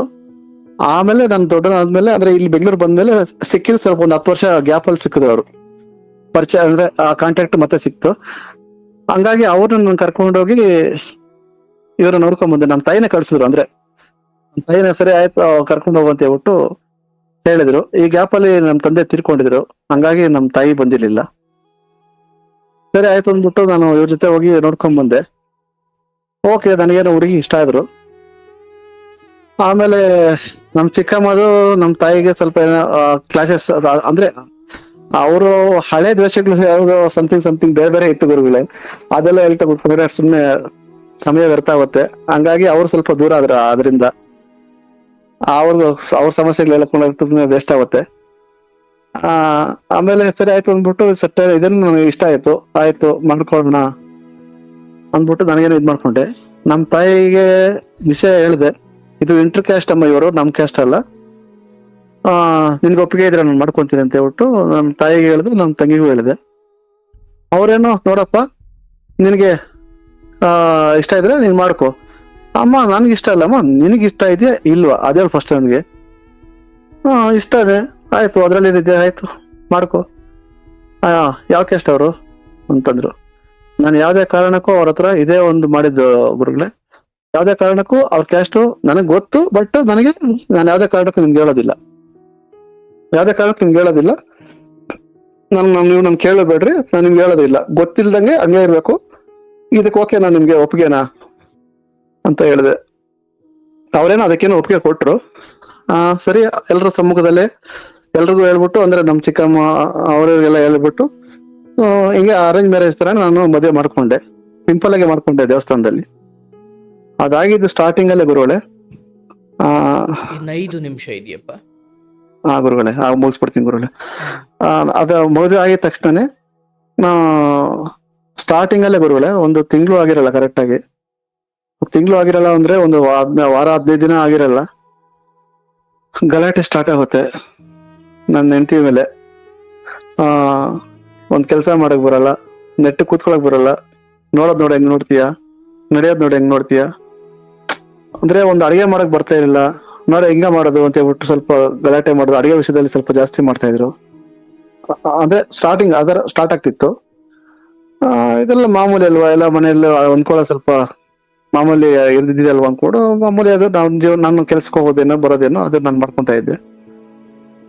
ಆಮೇಲೆ ಜಸ್ಟ್ ಬರ್ತಾ ಏನಾಯ್ತು, ನಮ್ ತಾಯಿ ಅಂದ್ರೆ ನನ್ನ ಹೆಂಡತಿಗೇನು ಗೊತ್ತಿರ್ಲಿಲ್ವಲ್ಲ, ಅಂದ್ರೆ ಈ ತರ ಇನ್ನೊಬ್ರ ಜೊತೆಯಲ್ಲೆಲ್ಲ ಇದ್ದಿದ್ದು. ಸೊ ಹಂಗಾಗಿ ಇವ್ರ ಹತ್ರ ಇಂಡೈರೆಕ್ಟ್ ಏನೋ ಒಂದಿನ ಹೇಳ್ಕೊಳಕ್ ಹೋಗಿದ್ದಾರೆ, ನನ್ಗೆ 2-3 ಆಗಿದೆ ಅಂತ ಹೇಳ್ಬಿಟ್ಟು ಏನೋ ಹೇಳ್ಕೊಳಕ್ ಹೋಗಿದ್ದಾರೆ. ಅದು ಬಂದ್ಬಿಟ್ಟು ನನ್ನ ಹೆಂಡತಿ ನನ್ನ ಹತ್ರ ಬಂದು ಒಂದಿನ ಹೇಳಿದ್ಲು, ಹೌದಾ ನಿಮ್ಮಮ್ಮ 2 ಮದುವೆ ಆಗಿದೆ ಅಂತ ಹೇಳಕ್ ಬಂದ್ಲು. ಇಲ್ಲಮ್ಮ, ಯಾರು ಹೇಳಿದ್ ನಿನ್ಗೆ, ಯಾರು ಅಂತ ಕೇಳೋದಕ್ಕೆ ಅಮ್ಮನ ಹತ್ರ ಹೇಳಿದ್ರು, ಅಮ್ಮ ಅಂತ ಕರಿತಿದ್ರು ಅವರು, ಅಮ್ಮನ ಹೇಳಿದ್ದು ಅಂತಂದ್ರು. ನಾನು ಇದ್ಕೊಂಡು ಇಲ್ಲ ಅಂದ್ಕೊಂಡು ನಾನು ಡೈವರ್ಟ್ ಮಾಡಿದೆ. ಮತ್ತೆ ಕೇಳಿದೆ ನಮ್ಮಮ್ಮನ್ನ, ಏನಮ್ಮ ಹಿಂಗ ಕೇಳಿದ್ಯಾ ನೀನು ಅಂತ ಹೇಳ್ಬಿಟ್ಟು ಕೇಳಿದೆ. ನಾನೇ ಕೇಳಲಿ, ಅವಳು ಬಂದು ಹಿಂಗೆ ಹೇಳ್ದ ಹಂಗೆ ಅಂತ ಅಂದ್ಕೊಂಡು ಸ್ವಲ್ಪ ದ್ವೇಷ ಜಾಸ್ತಿ ಇದ್ ಮಾಡ್ಕೊಂಡ್ಬಿಟ್ರು. ಸೊ ಅದೇನಾಯ್ತು, ಫುಲ್ ಉಲ್ಟಾ ಆಗೋಯ್ತು ಗುರುಗಳೇ. ಮನಸ್ಸಲ್ಲಿ ಏನಿತ್ತು ಏನು ಇಲ್ಲ ಅಂತ ನನ್ಗೆ ನೀವೇ ಹೇಳ್ಬೇಕಾಗುತ್ತೆ. ಫುಲ್ ದಿನ ಬೆಳಗ್ಗೆ ಈ ಹುಡುಗಿಗೆ 4 ಗಂಟೆಗೆ ಎಬ್ಬಿಸ್ತಾ ಇದ್ವಿ, ಇದ್ದಿದ್ದೇ 3. ನಮ್ಮ ತಾಯಿ ಎಲ್ಲೋ ಕೆಲ್ಸಕ್ಕೆ ಹೋಗ್ತಿರ್ಲಿಲ್ಲ, ಬಂದಾಗಿದ್ದ ನಾನು ಎಲ್ಲೋ ಕೆಲ್ಸಕ್ಕೆ ಹೋಗ್ತಿರ್ಲಿಲ್ಲ, ಮನೆಗೆ ಇರ್ತಾ ಇದ್ದಿದ್ದು. ಬೆಳಗ್ಗೆ ಎದ್ದೋಗಿಂದ ನಾನು ಒಂದು ಲೇಟಾಗಿ ಬರ್ಕೊಂತ ಇದ್ದೆ, ಹಂಗಾಗಿ ನಾನು ಒಂದು 6-6:30 ಹಂಗೆ ಎದ್ದೇಳ್ತಾ ಇದ್ದೆ, 7 ಗಂಟೆನ ಆಗ್ತಿತ್ತು ಒಂದ್ಸರಿ. ನನ್ನ ಮಿಸಸ್ 4 ಗಂಟೆಗೆ ಎದ್ದೇಳ್ತಾ ಇದ್ಲು, ಎದ್ದೆಲ್ಲ ಕೇಳ್ತಾ ಇದ್ರು ನಮ್ಮ ತಾಯಿ. ಆಕ್ಚುಲಿ ಎದ್ಬಿಟ್ಟು ಅವಾಗೆಲ್ಲ ಅದೇ ಮನೆ ಕೆಲ್ಸಗಳೆಲ್ಲ ಮಾಡ್ಕೊಬೇಕಾಗಿತ್ತು. ಅವಾಗ ಎದ್ದಿರಲ್ಲ ನಾನು, ಅಷ್ಟೊತ್ತಿಗೆ ಸುಪ್ರಭಾತ ಸ್ಟಾರ್ಟ್ ಆಗ್ತಿತ್ತು ಗುರುಗಳೇ. ಹಂಗ್ ಮಾಡ್ತಿದ್ಯಾ ಹಿಂಗ್ ಮಾಡ್ತಿದ್ಯಾ ಅದು ಇದು ಅಂದ್ಕೊಂಡು ಇದೇ ತರ ಒಂದು 3-4 ತಿಂಗಳು ಕಳೀತಾ, 3-4 ತಿಂಗಳಿಲ್ಲ ಗುರುಗಳೇ, ಸಾರಿ 2 ತಿಂಗಳು ಕಳೀತು ಗುರುಗಳೇ. 3ನೇ ತಿಂಗಳಲ್ಲಿ ನನ್ನ ತಂಗಿ ಎಂಟ್ರಿ ಆಯ್ತು ಗುರುಗಳೇ. ಇದರಲ್ಲಿ ಒಂದಿನ ಮಗಳನ್ನ ಕರ್ಕೊಂಡು ನಮ್ಮ ಮನೆಗ್ ಬಂದ್ರು. ಬಂದಂಗೆ ಅವತ್ತು ಸ್ವಲ್ಪ ಈ ಹುಡುಗಿ ಇನ್ನ ಅಷ್ಟೊಂದು ಅಂದ್ರೆ ಹೆಂಗ್ ಹೇಳುದು, ಆ ಹುಡುಗಿನ ಏಜ್ ಸ್ವಲ್ಪ ಕಡಿಮೆ ಗುರುಗಳೇ. ಆ ಹುಡುಗಿಗೂ ಕರೆಕ್ಟ್ ಎಕ್ಸಾಕ್ಟ್ 18 ವರ್ಷಕ್ಕೆ ಮದುವೆ ಆಗಿದ್ದು. ಸ್ವಲ್ಪ ಕೇರಿಂಗು, ಈ ಜವಾಬ್ದಾರಿ ಅಂತ ಅಂದ್ಬಿಟ್ರೆ ಏನು, ಕೇರಿಂಗ್ ಅಂದ್ರೆ ಏನು, ಹೆಂಗಿರ್ಬೇಕು ಅನ್ನೋದು ಸ್ವಲ್ಪ ಗೊತ್ತಾಗ್ತಿರ್ಲಿಲ್ಲ. ಸೊ ಹಂಗಾಗಿ ಅವ್ರಿಗೂ ಸ್ವಲ್ಪ ಟೈಮ್ ಕೊಟ್ಟಿಲ್ಲ ಹುಡುಗಿಗೂ, ಈ ತರ ಹಿಂಗ್ ಮಾಡ್ಬೇಕಮ್ಮ ಹಿಂಗಿರ್ಬೇಕಮ್ಮ ಅಂತ ಹೇಳ್ಬಿಟ್ಟು ಸ್ವಲ್ಪ ಟೈಮ್ ಕೊಟ್ಟಿಲ್ಲ. ನಮ್ ತಾಯಿ ಹೇಳಿದ್ರು, ತಾಯಿಗೆ ನಮ್ ತಂಗಿ ಸಪೋರ್ಟ್ ಕೊಟ್ಬಿಟ್ರು. ನಾನು ನೋಡ್ತಾ ಇದೀನಿ ಅವಳು ಹೆಂಗ್ ಇದ್ದಾಳೆ, ಮುಸು ತರ, ಅಂದ್ರೆ ಸೈಲೆಂಟ್ ಆಗಿ ಇರ್ತಾಳೆ, ಏನೇ ಹೇಳಿದ್ರು ಎಷ್ಟೇ ಬೈದ್ರು ಅಂತ ಹೇಳ್ಬಿಟ್ಟು ನಮ್ ತಾಯಿಗೆ ನಮ್ ತಂಗಿನೂ ಸಪೋರ್ಟ್ ಕೊಟ್ಬಿಟ್ರು. ನಮ್ ತಾಯಿ ಉದ್ದೇಶನೇ ಬೇರೆ ಇತ್ತು. ಈ ಸೆಂಟ್ರಲ್ ಇಷ್ಟಕ್ಕೇನೆ ಈ ಗಲಾಟೆ ಮಾಡ್ಕೊಂಡು ಇಷ್ಟು ಮಾತ್ರಕ್ಕೇನೆ 2-3 ತಿಂಗಳಲ್ಲೇ ಊರ್ಗ್ ಹೋಗೋದು ಸಡನ್ ಆಗಿ ಕಲ್ತ್ಬಿಟ್ರು ಗುರುಗಳೇ. ಯಾರು? ನಮ್ ತಾಯಿ ಸುಮ್ನೆ ಹೇಳ್ದೆ ಕೇಳ್ದೆ ಹಿಂಗೆಲ್ಲ ಮಾಡ್ತಾರ, ಹಬ್ಬ ಸ್ವಾಮಿ ನನ್ ಕೈಲಿ ಇರಕ್ಕಾಗಲ್ಲ, ದೇವ್ರೆ ಅಯ್ಯೋ ಅಯ್ಯೋ ಅಂದ್ಕೊಂಡು ಒಂಥರ ಅವ್ರಾಗವ್ರೆ ಗುರುಗಳೇ. ಈ ಗ್ಯಾಪ್ ಅಲ್ಲಿ ಮತ್ತೆ ಹೊಡೆದಿದ್ದು ಆಗಿದೆ ಗುರುಗಳೇ. ನಾನ್ ನೆನ್ತಿನ ನಾನು ಹೊಡೆದಿದ್ದೀನಿ ಆ ಟೈಮಲ್ಲಿ. ನೀನೇನಮ್ಮ ಹಿಂಗೆಲ್ಲ ಮಾಡ್ತೀನಿ, ನೀನು ಅಮ್ಮನ ಹೇಳ್ದಂಗೆ ಮಾಡಕ್ಕಾಗೋದಿಲ್ವಾ, ಅಮ್ಮನ ಹೇಳ್ದಂಗೆ ಕೇಳಕ್ ಆಗೋದಿಲ್ವಾ, ಹೊಂದ್ಕೊಬೇಕು ಹಂಗೆ ಅಂತ ಹೇಳ್ಬಿಟ್ಟು ನಾನು ಕೂಡ ಹೊಡೆದಿದ್ದೀನಿ ಗುರುಗಳೇ ಆ ಟೈಮಲ್ಲಿ. ಆಮೇಲೆ ಏನಾಯ್ತು, ಸರಿ ಒಂದು ದಿನ ಅದೇ ನಮ್ ತಂಗಿ ಒಂದ್ ಡಿಸಿಷನ್ ತಗೊಂಡ್ಬಿಟ್ಟವಳೆ, ಬುದ್ಧಿ ಕಲಿಸ್ಬೇಕು ಅಂದ್ಬಿಟ್ಟು ನನ್ನ ಹೆಂಡತಿಗೆ. ನಾನು ಆ ಟೈಮಲ್ಲಿ ಹೌದು ಇವ್ರಿಗೆ ಸ್ವಲ್ಪ ಹೇಳ್ಬೇಕು ಅಂದ್ಕೊಂಡು ಆ ವಿಚಾರದಲ್ಲಿ ನಾನು ಹೌದು ಅಂದ್ಕೊಂಡು ಸರಿ ಆಯ್ತು ಅಂದ್ಬಿಟ್ಟು ಅವ್ರ ಅಪ್ಪ ಅಮ್ಮನೆಲ್ಲ ಕರ್ಸಕ್ ಹೇಳಿದ್ರು. ಅವರು ಮಾವ ಅವರ ತಾಯಿ ಎಲ್ಲ ಬಂದ್ರು, ಅವ್ರ ಕಡೆಯಿಂದ ಚಿಕ್ಕಮ್ಮ ಎಲ್ಲ ಬಂದ್ರು. ಆ ಟೈಮಲ್ಲಿ ಏನಾಯ್ತು, ಹಿಂಗೆ ಮಾತಾಡ್ತಾ ನೋಡಿ ಹಿಂಗ್ ಮಾಡ್ತಾಳೆ ಹಂಗ್ ಮಾಡ್ತಾಳೆ ಅನ್ಕೊಂಡು ನಮ್ಮಮ್ಮ ಚಾಡಿ ಹೇಳ್ಕೊಂಡು ಕೂತ್ಕೊಂಡ್ಲು. ಅದು ಇವಾಗ ನೆನ್ಸ್ಕೊಂಡ್ರೆ ಅದು ಇವಾಗ ನೆನ್ಸ್ಕೊಂಡ್ರಲ್ಲ, ಆ ಟೈಮ್ಗೆ ಎಂತವ್ರಿಗೂ ಅದು ರೀಸನೇಬಲ್ ಅನ್ಸಲ್ಲದಿಲ್ಲ. 3 ತಿಂಗಳಿಗೆಲ್ಲ ಯಾವ ಗುರುಗಳ ಇದು ನಿನ್ಗೆ ಉಪ್ಪಿಲ್ಲ ಖಾರ ಇಲ್ಲ, ಹಂಗ್ ಮಾಡ್ತೀಯ ಹಿಂಗ್ ಮಾಡ್ತೀಯ ಅನ್ಕೊಂಡು 4 ಗಂಟೆಗೆ ಎದ್ದೇಳ್ತಾಳೆ ಗುರುಗಳೇ. ನೀನ್ ಹೇಳ್ದಂಗೆಲ್ಲ ಮಾಡ್ತಾವಳೆ, ಹೊಡೆದ್ರು ಹೊಡ್ಸ್ಕೊಂತಾವಳೆ. ನನ್ ಕಣ್ ಮುಂದೆನೆ ಕೂತ್ಕೊಂಡು 2 ಕೆನ್ನೆಗೆ ಆ ಕಡೆ ಈ ಕಡೆ 2 ಕಡೆನೂ ಬಾರಿಸವಳೆ. ನಾನು ಕೂಡ ಕೇಳ್ತಾ ಇಲ್ಲ ಅಂದ್ರೆ ಆ ಟೈಮಲ್ಲಿ ಕೇಳಿಲ್ಲ ನಾನು. ಎಲ್ಲದಕ್ಕೂ ಒಂದು ಟೈಮ್ ಬರ್ಬೇಕಲ್ಲ ಗುರುಗಳೇ. ನೋಡಿ ಎಷ್ಟು ತಾಳ್ಮೆಯಿಂದ ವೇಟ್ ಮಾಡಿದ್ರೆ ಅಷ್ಟೊಂದು ಇದು ರಿಯಾಕ್ಷನ್ ಬರುತ್ತೆ ಏನೋ ಗೊತ್ತಿಲ್ಲ. ಅದು ಉದ್ದೇಶ ಬೇರೆ ಇದೆ ಬಿಡಿ ಅದು. ಸರಿ, ಆಮೇಲೆ ಏನಾಯ್ತು, ನನ್ನ ತಂಗಿನ ಎಂಟ್ರಿ ಹಾಕ್ಬಿಟ್ಟು ಅವ್ರನ್ನ ಮನೆಯಿಂದ ಸ್ವಲ್ಪ ದಿನ ಹೋಗ್ಲಿ ಅವ್ರ ಮನೆಗೆ, ಎಲ್ಲ ಕಲ್ತ್ಕೊಂಡ್ ಬರ್ಲಿ ಅವಳು ಅನ್ಕೊಂಡು ಅವತ್ತು ಸ್ವಲ್ಪ ಜೋರಾಗಿ ಮಾತಾಡ್ಕೊಂಡು ಕಳ್ಸಕ್ಕೆ ಪ್ರಯತ್ನ ಮಾಡಿ ಕಳ್ಸೇ ಬಿಟ್ರು ಗುರುಗಳೇ. ನಾನು ಅವತ್ತು ವಿರುದ್ಧವಾಗಿ ನನ್ನ ಹೆಂಡತಿ ವಿರುದ್ಧವಾಗಿ ಮಾತಾಡ್ಕೊಂಡು ಆಯ್ತು ಹೋಗು ನೀನು ಅಂತ ಹೇಳ್ಬಿಟ್ಟು ಪಾಪ ಹೋಗಲ್ಲ ಅಂತ ಹೇಳ್ಬಿಟ್ಟು ಆಟ ಮಾಡ್ತಾ ಇತ್ತು. ಆದ್ರೂ ನಾನೇ ಬಲವಂತಾಗಿ ತಳ್ಳಿದೆ ಗುರುಗಳೇ ಆಚೆಗೆ ಎಲ್ರ ಮುಂದೆ. ಪಾಪ ಅವರು ಮಾತಾಡೋರಲ್ಲ ಏನೂ ಇಲ್ಲ ಗುರುಗಳೇ, ಪಾಪ ಅಷ್ಟು ಒಳ್ಳೆಯವರು ಅವರು. ನಿಜವಾಗ್ಲು ಒಂದು ಮಾತು ಹೊರ್ತು ನಮ್ಮ ಅತ್ತೆ ಆಗ್ಲಿ ಬಂದ್ರೆ ಚಿಕ್ಕಮ್ಮ ಆಗ್ಲಿ ನನ್ನ ಹೆಂಡತಿ ಆಗ್ಲಿ ಯಾರು ಕೇಳೋ ಅಷ್ಟು ಕೂಡ ದೇವರನ್ನ ಹೇಳ್ತೀನಿ. ಅಷ್ಟು ಪಾಪ ಅಮಾಯಕರು. ಅಂತ ಹೆಂಡತಿ ಸಿಕ್ಕಿದಕ್ಕೆ ನಾನು ಅಷ್ಟು ಮಾತ್ರ ನಡೆದಿದ್ದಾಗಾಯ್ತು. ಇವತ್ತು ಒಂದ್ ಜೊತೆ ಇದ್ದಂಗ ಆಯ್ತು. ಬೇರೆ ತರ ಇದ್ದಿದ್ರೆ ನಿಜವಾಗ್ಲು ತುಂಬಾ ಕಷ್ಟ ಆಗ್ಬಿಡೋದು ಗುರುಗಳೇ. ಸರಿ ಆಯ್ತು. ಯಾವ ಟೈಮಲ್ಲಿ ನನ್ನ ತಂಗಿ ಏನ್ ಹೇಳಿದ್ಲು, ನಮ್ಮ ಅಣ್ಣನ್ಗೋಸ್ಕರ ನಾನು ಏನ್ ಬೇಕಾದ್ರೂ ಮಾಡ್ತೀನಮ್ಮ ಹಂಗಿ ಅನ್ಕೊಂಡು ಇದ್ಲು. ಬಟ್ ಆ ದೇವರೇ ಎಲ್ಲದಕ್ಕೂ ಉತ್ತರ, ಅದೇ ಕಾರಣವಲ್ಲ ಅದಕ್ಕೂ ಉತ್ತರ ಕೊಡ್ಬೇಕು. ಸರಿ ಆಯ್ತು ಅಂದ್ಬಿಟ್ಟು ನಮ್ಮಮ್ಮ ಸ್ವಲ್ಪ ಅದೇ ನನ್ಗೆ ಹೇಳಿದ್ದಲ್ಲ ಗುರುಗಳೇ ಮೊದ್ಲೇ ನಿಮ್ಗೆ ಟಚ್ ಇತ್ತು ಅಂತ ಅಂದ್ಬಿಟ್ಟು. ಹಲೋ, ಬೇರೆ ಸ್ವಲ್ಪ ಟಚ್ ಇತ್ತು ಅಂತ ಹೇಳಿದಿಲ್ಲ ಗುರುಗಳೇ ನಿಮ್ಗೆ. ಸೊ ಅದು ಏನಾಯ್ತು, ಅದು ಉದ್ದೇಶ ಇಟ್ಕೊಂಡು ನನ್ಗೆ ಅನ್ಸಿದ್ರು ಗುರುಗಳೇ. ನನ್ಗೆ ಅನ್ಸಿದ್ದು ನಿಜ ಅನ್ಸುತ್ತೆ. ನಿಜಾನೇ ಬಿಡಿ, ಡೌಟೇನಿಲ್ಲ ನನ್ಗೆ, ನಿಜಾನೇ. ಆ ಉದ್ದೇಶದಿಂದ ಏನ್ ಮಾಡಿದ್ರು, ಹೆಂಗು ನಾನು ಹೆಂಡ್ತಿದ್ರೆ ಜೊತೆಲಿರಕ್ಕಾಗೋದಿಲ್ಲ. ಸೊ ಹಂಗಾಗಿ ಏನ್ ಮಾಡಿದ್ರು, ಸ್ವಲ್ಪ ಊರ್ಗ್ ಹೋಗಿ ಸ್ವಲ್ಪ ಫುಲ್ ಅವಾಯ್ಡ್. 1 ತಿಂಗಳಾದ್ರೂ 15 ದಿನ ಆದ್ರೂ ಕರೆದಿಲ್ಲ ಹೆಂಡ್ತಿನ. ನಾನ್ ಕರಿತೀನಿ ಅಂದ್ರೂ ಬೇಡ ಹಂಗೆ ಅನ್ಕೊಂಡು ಇದ್ ಮಾಡ್ತಾ ಇದ್ರು. ಆಮೇಲೆ ಸರಿ ಫೈನಲ್ ಆಗಿ ಕರ್ಸಿದ್ದಾಯ್ತು. ನಾನು ಏನ್ ಹೇಳಿದ್ರು ಈ ಕಡೆ ಸರಿ ಹೋಗ್ಬೇಕಲ್ವಾ, ಅಡ್ಜಸ್ಟ್ ಮಾಡ್ಕೊಂತ ಇರಲಿಲ್ಲ. ಈಗ ಏನಿದೆ ಪರಿಸ್ಥಿತಿ ಅದನ್ನ ಹೇಳಪ್ಪ. ಏನಿಲ್ಲ ಗುರುಗಳೇ, ಇಷ್ಟೇ. ನನ್ನ ಹೆಂಡತಿನ ಹೊಂದ್ಕೊಂಡಿಲ್ಲ. ನನಗೂ ಒಂದು ಮರ್ಯಾದೆ ಅನ್ನಕ್ಕಿಂತ ನನ್ನ ತಾಯಿ ಸ್ಥಾನದಲ್ಲಿ ನಿಂತ್ಕೊಂಡು ನನ್ನ ಮನೇನೂ ನಡೆಸ್ಕೊಟ್ಟಿಲ್ಲ.